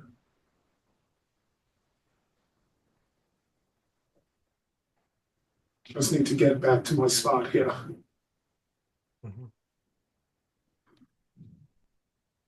All right, and then just as a reminder, as long as we're waiting, I do have a hard stop at 6:25, so I can get over to the nursing home and see my mother. I'm out of town now to see her, and I need to get over there before they lock me out. So at that point, I'll ask you, Dr. Yarborough, to take over. Okay, thank you. Up to this point, I'm in favor of everything moving forward to the board for their consideration and vote. But I might not be here for the actual movement of that. So as I'll try and take over. What other questions do we have? Because we're still with, are we all set with the FMX, or we? Right, so we're actually on 9.2, which is the award of contract with Tucker Mechanical for preventative maintenance on air-cooled equipment and chillers. I imagine some of the questions will be similar that we've discussed with them for the on-call chilled water, but I don't know if there's specific questions. I guess in the interest of time. Right, I'm bringing Mr. Eileen's back in, but again, this is still, again, working to make sure all of our equipment's ready to go for, particularly as we're going into the season where we will be needing the shelters to make sure that our schools are habitable for this time as we take this part of the school year on. I apologize. I got the blue screen of death and my computer restarted, so I'm back. So you can tell me where we are at the moment. I can pick up if necessary. 9.2. 9.2, just starting 9.2. All right. Thank you. So this is also with a renewal for the contract that was awarded through public bid with Tucker Mechanical for the preventive maintenance services of air-cooled equipment and chillers. And this is for FY 25-26 and funded through capital projects. Thank you. Comments or questions on this item? Ms. Downer? I have the same questions. I'm just over the Band-Aids, you know, and I think we got to get to a point where we are just not keep placing these Band-Aids, and then eventually the units are just going to collapse, you know, and they're not going to work even if we Band-Aid them. It's just like our car. And we just got to get to that point. I think, and I'll just leave it there. I know we need money. We need money from our constituents and, you know, Hartford, and, you know, we do need that money, but we got to do better with what we have, you know. So if we keep putting Band-Aids on it and then we don't have the proper people working on them, then that's just like, you know, it's just like someone that does brakes and working on my engine. I know what that's going to cost me. So we got to be careful. We got to be real careful right now, being that we're going to be cost effective. So that's all I got to say. Thank you, Ms. We Downer. still need it because we got to bring it forth, because we need the air handlers to handle the heat and the, you know, the air and everything else. So these units do that. They work on heat and cooling. So we need it. All right. Thank you. Dr. Negron? I think Ms. Downer stated what I wanted to say, that it was just as a reminder, right, that we're trying to do the best that we can with the capital dollars that we have. And again, for the next 2 years, we have 15 million. So we have to make that due for year 25-26 and 26-27. So that's why we're going to continue to go after any kind of grant that we can, and we're going to continue to advocate for educational funding because we need every dollar. All right, thank you. And I'll just agree with everyone. Band-Aid approach is nice if you have a little cut, not if you have broken bones, etc. To torture the analogy, but I do think that that yes, and hopefully we're all writing to our legislators to advocate for more funding, like SB 1151, which will bring in additional tens of millions of dollars into the district if it passes as it was written, etc. So, because that's the way to buy the equipment that the student and staff deserve. Mr. Wilcox? Yes. If I could just add on and just remind those of us that are listening today that between last year and this year, we are spending more money on HVAC service than we have probably in the last 5 to 6 years. That includes carving out preventive maintenance, which has not been done before. And so that is a credit to my team. That is a credit to Tucker Mechanical, the vendor who has been servicing us, who does not have repeat calls. When they do the work is done right. We have not any issues where the work has been done wrong. It's just the amount of work that needs to be done because of the neglect over the years. The equipment just hasn't been serviced, right? And that's the animal that we're up against. And so I just want to make sure that it's clear here that we're not doing Band-Aid fixes because someone does not know what they're doing. And we're not really doing Band-Aid fixes. We're fixing what we can today with what we can afford, and then putting together capital planning for the future, if with what we can afford and requesting funding for it. So I believe we're in a place where we're trying to do the right thing, and we have the right approach at the moment. We just need the funding for it. So thank you. All right, thank you, Mr. Aline. And I will note that this item is for preventative maintenance on this type of equipment. So, so thank you for that. Hearing nothing else on this, we'll move into change orders. And the first one is with O'Brien and Sons, changing a location of a playground. Mr. Aline. Thank you, Mr. Chairman. This is a award, or should I say a change order, for a no-cost change for the playground installation that originally was scheduled at Wexler Grant that is now going to be installed at Lincoln Bassett School. So again, there is no change in funding on this. Small change in scope in terms of the location and where it sits on the property itself. Any other questions? All right, thank you. Dr. Negron, and then I Ms. wanted to add that again, as part of the merger that we're doing, that playground was supposed to be for students at Wexler, and that's why we want to make sure that it follows the students from Wexler over to Lincoln Bassett. So that's why we're asking for the change of location for that playground. All right, thank you. Ms. Downer? Okay, I just got a quick question. I see the change from the playground going from Wexler School to Lincoln Bassett, but also in 10.2, I see, is this part of the resurfacing? And then maybe, I guess we should have did this together because, sure. I can clarify. Because the other one is part of the installation. I can clarify it. So it's two different funding sources. That's why they're separated as two different POs, but for the same project, yes. So each of them is no increase. Okay, so one question. The resurfacing, what are they going to do? Just put asphalt down?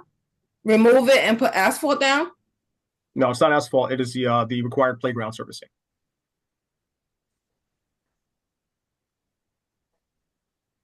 So I guess I'm a little bit confused here. $172K to do the design and resurfacing of the playground at Lincoln Bassett School, right? From Wexler to Lincoln Bassett. So if they're dismantling Wexler, then what are they putting in replace when they take it out? So it hasn't been installed at Wexler yet. So this playground was scheduled to be installed at Wexler. We are changing the location. Oh, okay. Yeah, so there's no change in scope and no change in price, just location. So I know there's a playscape at Lincoln Bassett right now, right? Right. It's going to replace the not the smaller playground for the smaller children. I believe it's going to replace it for the middle school playground. Okay. So they don't have a playground there for the middle school? They do. This is going to replace that. Okay, so is there anything to demolish Yes. built in? Yes, it's built in. Okay, that's all. All right, Yep. thank you. All right, thank you. Seeing nothing else on this. So 10.2 is related, and that's the installation as opposed to the resurfacing, etc. So, and again, this is part of the same thing of moving, not installing it at Wexler, what was planned, but instead installing everything as designed over at this other location, over at Lincoln Paso. So, is there anything else? Any other comments or questions on 10.2? Okay. Hearing nothing on that, we will move into the change orders 10.3, 10.4, 10.5, 10.6, and 10.7 are all related to different zones of the snow removal work. So if we could have Mr. Aline, a discussion of it in general, and then if there's any comments or questions on any particular one or in general from the committee, we can talk about individual ones as well. But okay, thank you, Mr. Chairman. So if you recall, there was change orders that were submitted for 20% each for one of these contracts. Several weeks ago, probably sometime in, I believe it was either February or March, just to do a standard change order request, which was completed by Mike Carter at that time. It gave us some time to go through all of the invoicing and complete the invoicing so that we can make sure that the invoicing was correct and that extra services were not attempted to be billed. After validating all the invoices and to make sure it matches up to the events where the vendor was called in to provide service, we went ahead and processed those invoices. And these change orders are for the total amount for each one. So I'll go through them by the numbers just so we have the numbers individually.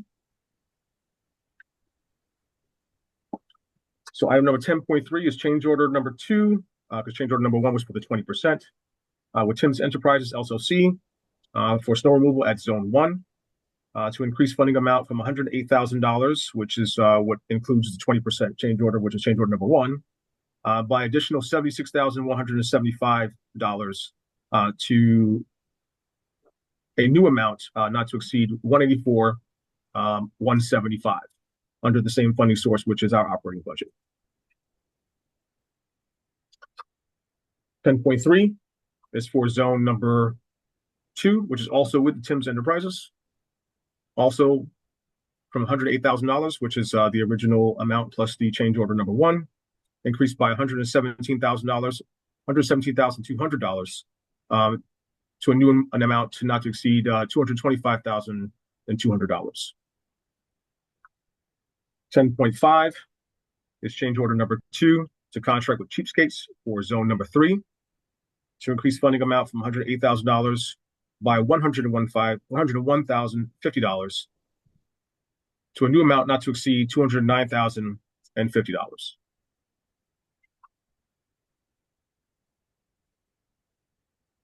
10.6, which is change order number 2 to contract with Concrete Creations for zone 4 to increase funding amount from $108,000 by $100,100 to a new amount not to exceed $208,100.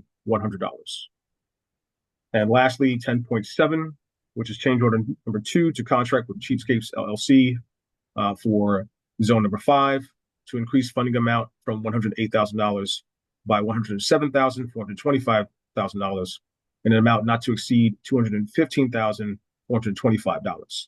So this was for a total of actual 12 events with 2 pre-treatments. Just want to remind everyone that the statement of award prices this out by zone, which is how it was awarded to each contractor, which is how the billing is verified. And so the billing is verified against those particular numbers in the statement of award, and then validated and approved based on each event. Any of your questions? Right, thank you. Comments or questions? President Yarbrough. Thank you. And just a general question.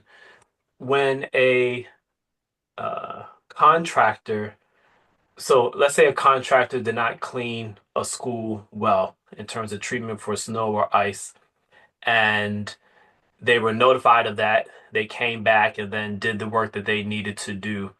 How did the billing work on that end? Um, yes, I mean, are we paying them for coming back and doing extra work or and not? Yeah, can you just walk through that a little bit, please?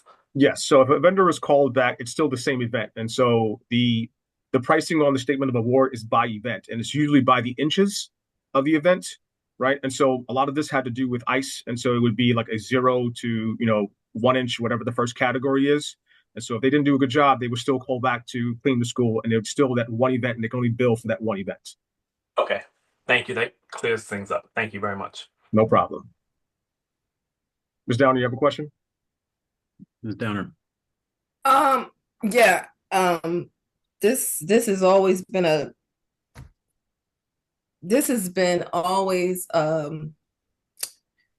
this subject, just alone on just this subject of snow removal, has always been very touching to me.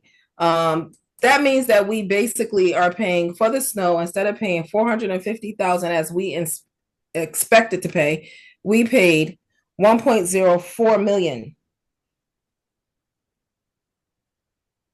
$1.04 million for snow removal. When I look at, and maybe this is for the district, I know we talked about mitigating and buying equipment and, buying some snow blowers. I mean, even a commercial snow blower would cost us 15 grand. $1 million is a lot of money at this point to be spending for snow removals for, again, $500,000 just for 12 events. We had a lot of incidences where the snow wasn't removed. We had a whole couple schools showed up. Clinton, there was a couple of schools, Fairhaven Middle, they showed up to the school and there was nothing done. We had wheelchairs that couldn't even get up to the ramps, let alone see them. We had car accidents. Was there any type of claims that was made against these people? Like, did they have to, I just find it very hard that I don't see anything going back on the legal side for what they've caused us. When accidents happen on school property, it is a process. It doesn't just stop at the school. It goes down to the city and everything else. Everybody's involved legally and everything else. But was there any type of claims against any of that? Are we just talking? Because I got to reclaim my time some way. I'm just wondering if I'm just talking here and no one is just listening. I don't know what this is. We all know what happened. It was a whole news article. And these people are still getting their money. This is unbelievable. And I know for sure the citizens, the property owners of New Haven is just looking at us like, what are we doing here? So I can answer the first part of that, Ms. Downer, if only if you finished, of course. No, I'm not done yet. I'm not done yet, Mr. No problem. I know for sure we were going to look at bringing some of this stuff back in-house. I grew up in the New Haven school system. I had to come to work not come to work. I had to go to school. Matter of fact, we walked it. We wore snow suits coming in. But now those are old times. We can't do that no more. Because the stakes are higher now. We have a lot to lose. And I just wonder, did we ever take a look? And if we didn't, I'm not going to call it out here, but if we didn't, we might want to take a look at that. Getting our in-house crews, mitigating this back. We have people that do it well here in the city of New Haven. We have people that cut grass well. We have people that do snow removal very well. That can do these large parts, as one of our contractors that's getting paid a lot of money said, cheapskates in the New Haven Independent. So maybe if you don't want to hear it from me, which is the elected official, that maybe we'll take it from the contractor. He even suggested that we get people to help from Local 271. We need to do something better. $1 million to cut just for snow. That is ridiculous. And it wasn't superb service. It was in our face. They played in our face. And it was not superb. They showed up with one-man bands and everything else. One truck, one shovel, probably two.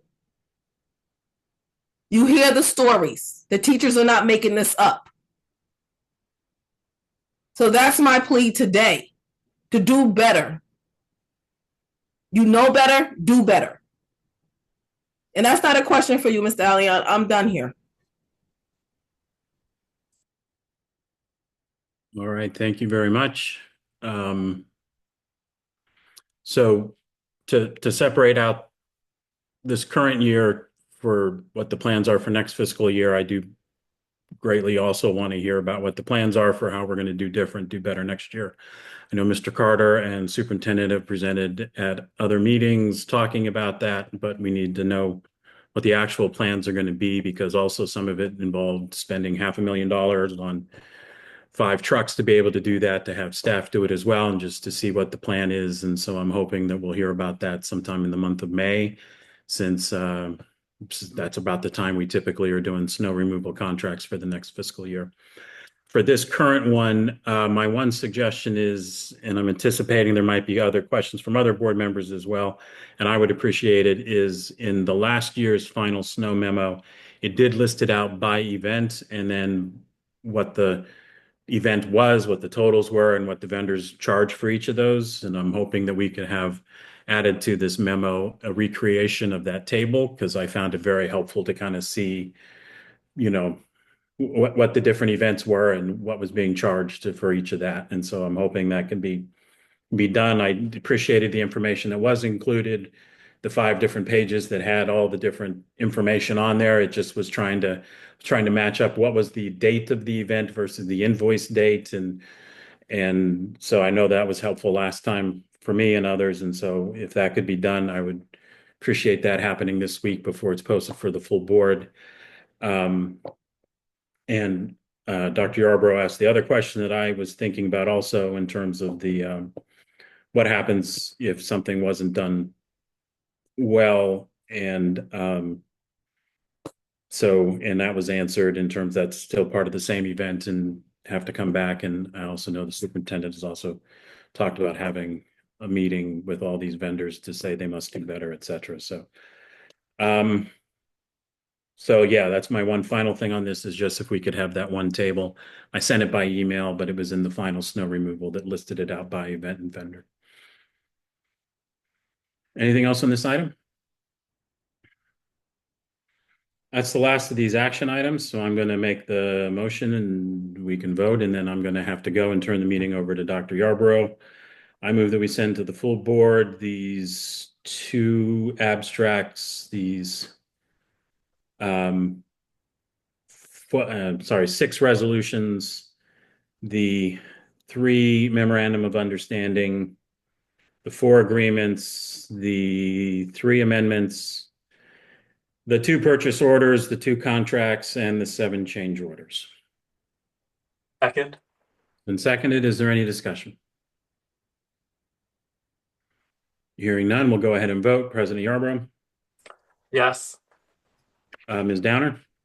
Yes. And I'm a yes as well, so the motion carries, and I apologize for needing to leave, but Dr. Yarbrough, the meeting's yours. Yes, thank you. May your visit go well. Thanks for serving. Okay, next on the agenda is the reports and discussion section. Is there an update on operations related climate resolution progress? We do not have an update for today. I thought this one wasn't going to be on the agenda for today. Okay. I can speak to it for a few minutes if you're interested. Yes, thank you. And I appreciate it. Or Dr. Grohl, do you want it to move forward, or do you want to have a If different? Michelle thinks she has enough to provide that, then I'm open to it. Okay. Yeah, And I can just speak two of the areas that we've been working on. We did send out a sustainability newsletter back in March, but I can just quickly kind of go through where we're at with a few of these resolutions. Two that I've been focusing on the most have been resolution number 4, which is developing a plan for recycling glass, paper, and plastics. And resolution number 6, which is food waste reduction and composting. So we have launched a district-wide recycling program for glass, paper, and plastic. So while all the schools have at least one cardboard dumpster and one trash dumpster, in order to recycle, we need to get the blue outside totes from DPW brought to the school. So we are doing that in collaboration with the Refuse and Recycling Working Group that I'm part of, which is members of the city, Department of Public Works, as well as the new recycling educator that they've hired, Rose Ritchie. So her and I have been going out to schools and providing recycling education classes, as well as getting green teams on board to actually get the recycling work done within each school. Some schools don't have the classroom bins, so we did partner with IKEA, and they donated about 175 bins and created a really nice graphic on it.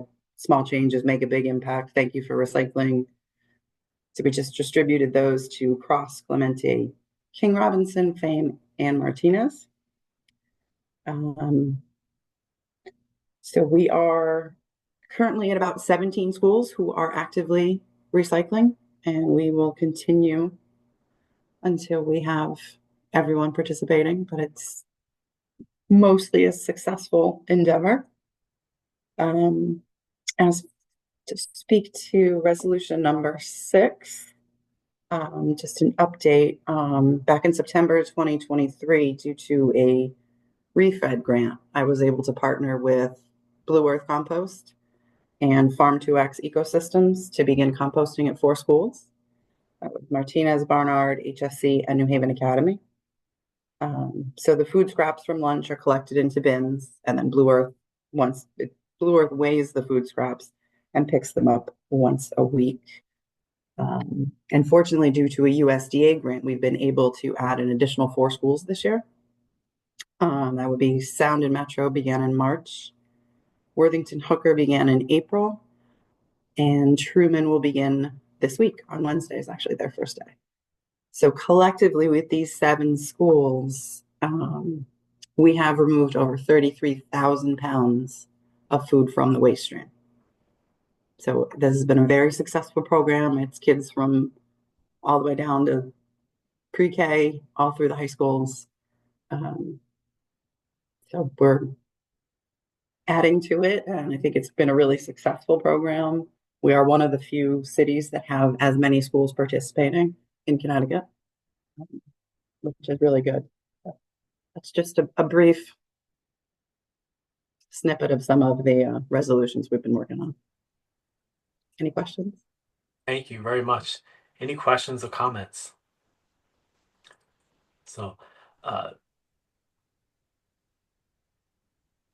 Ms. Down, do you have something? Or I can begin? No, I just wanted to say thank you. This week is Earth Week, so we're participating in a lot of events at work, and getting involved with Earth Week. I too am just trying to do things around my neighborhood and just in the community related to tomorrow on Earth Day we have a cleanup day at Martinez. Yes. In the afternoon. So there's a lot going on this week, but it's all exciting stuff. So yes. Thank you. Thank you. So Ms. Martinelli, thank you for your work, your team's work. Ms. Downer, thank you for lifting up Earth Day. And I did an email search, and I see the sustainability newsletter now that was sent out in March. So thank you, or February. So thank you very much for providing it. And I was happy and excited to hear in the food service meeting just what sustainability work has been done and what you were able to capture through your office. One recommendation is maybe to work through the superintendent, work through our communications director, and our 2 student board members who have developed this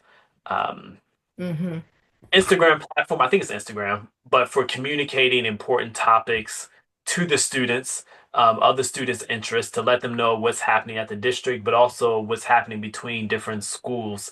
And I think the information that you provided on the sustainability work and the growth in terms of sustainability topics, as well as the particular schools that are participating, and then the waste that's been rescued and um, whatever measurements that you are taking that have been quantified would be important for us to convey to the students to let them know, as well as parents and others who are interested.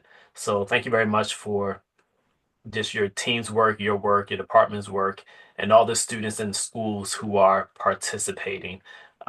We should definitely celebrate them if we can. Dr. Negron, also. Yes, I just wanted to say kudos to Ms. Martinelli. At first, we didn't think we were going to be ready when I know that Pat and I were going over the agenda, so I'm glad that that was available. And also, I do want to share it in particular with our student climate team. So once I get the written details, I do want to share it with them. Yes, that would be Thank you great. again. Okay, great. Thank you. Thank you very much. Okay.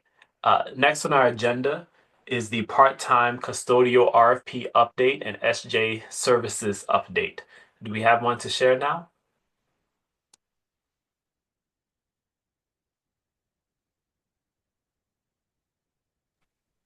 Attorney Alexiadis?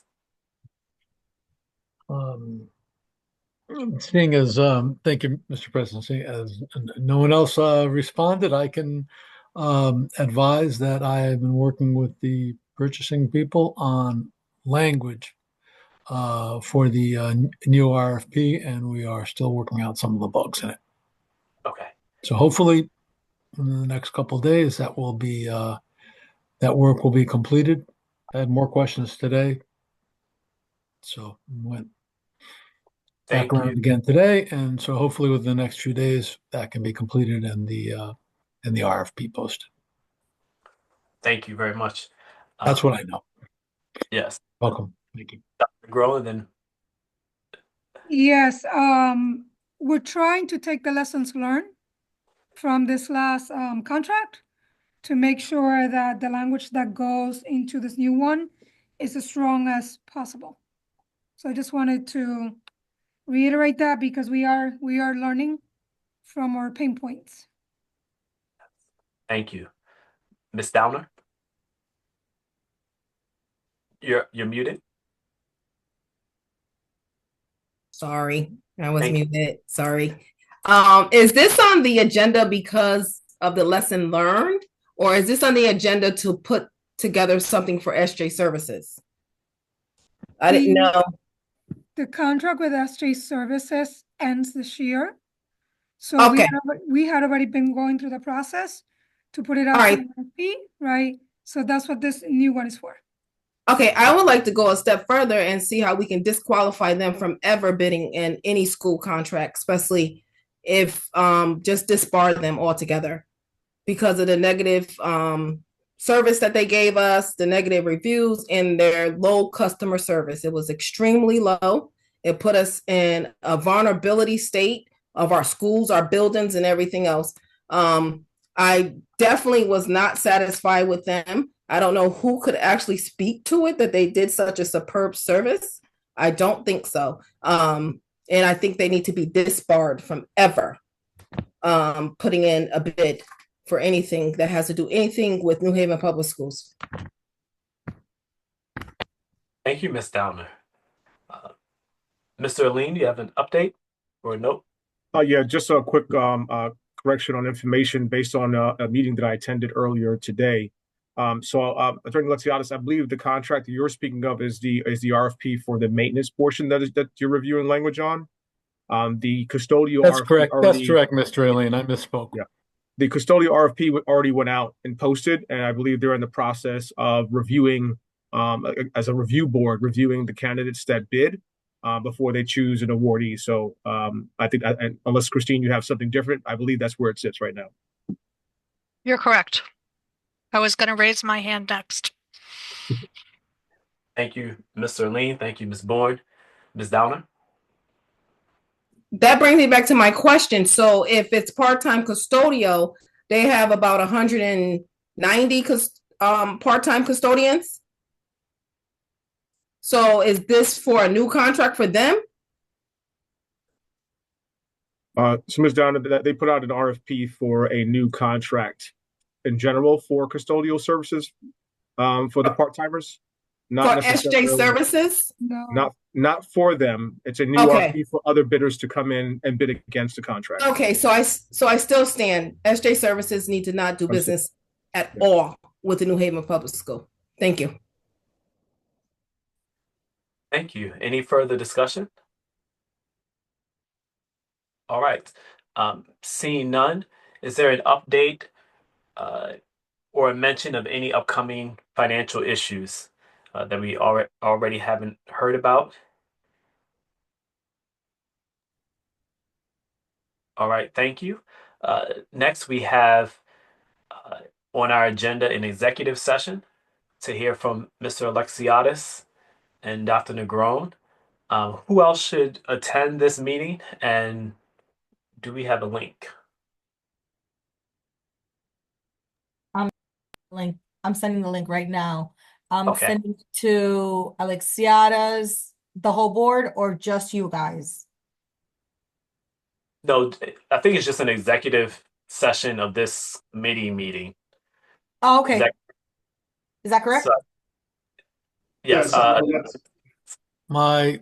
My suggestion is that the executive session include, and therefore the link should be sent to the committee members who are present. That's Ms. Downer and President Yarborough. You should include Mr. Wilcox, even though he won't be able to attend, and Dr. Negron and me. If there's anyone else I'm not thinking of, you can please. Yarborough, Wilcox, Negron, Downer, and yes. Okay. All set. I'm getting off to turn on that one. Okay, thank you. Attorney Alexiadis, do I need a motion to move to executive session or not in this? You do, and the motion would I see. be the language that's on the agenda. Okay. Ms. Downer? Oh, let me get the agenda. Oh, I can read it, but do you want to read it? I'll do it. Okay. I just shut it down. Trying to move. Hold on one second. I'm sorry, everyone.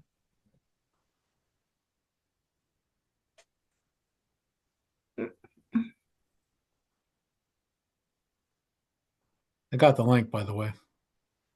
I got the link too. One second.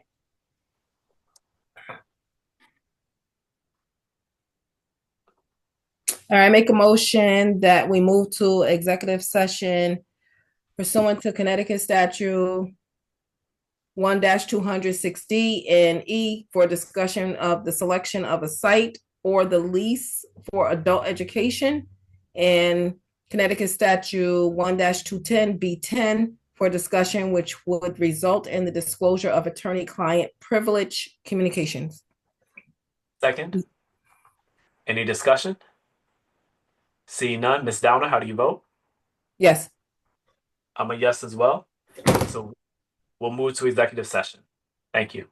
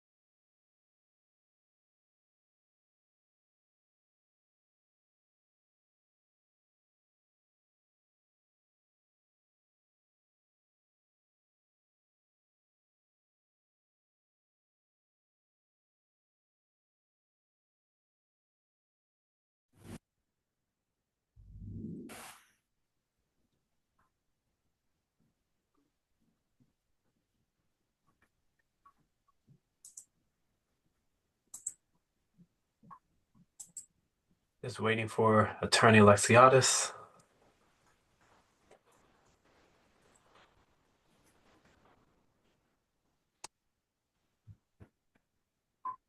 He's in the waiting room. He's in the waiting room.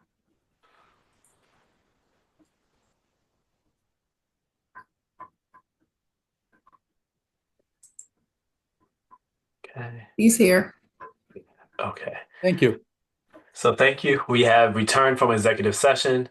No votes were taken, and we will entertain a motion to adjourn. So move. Second. Ms. Downer, how do you vote? Yes. I'm a yes as well. Thank you, everyone. Have a great night. Good night.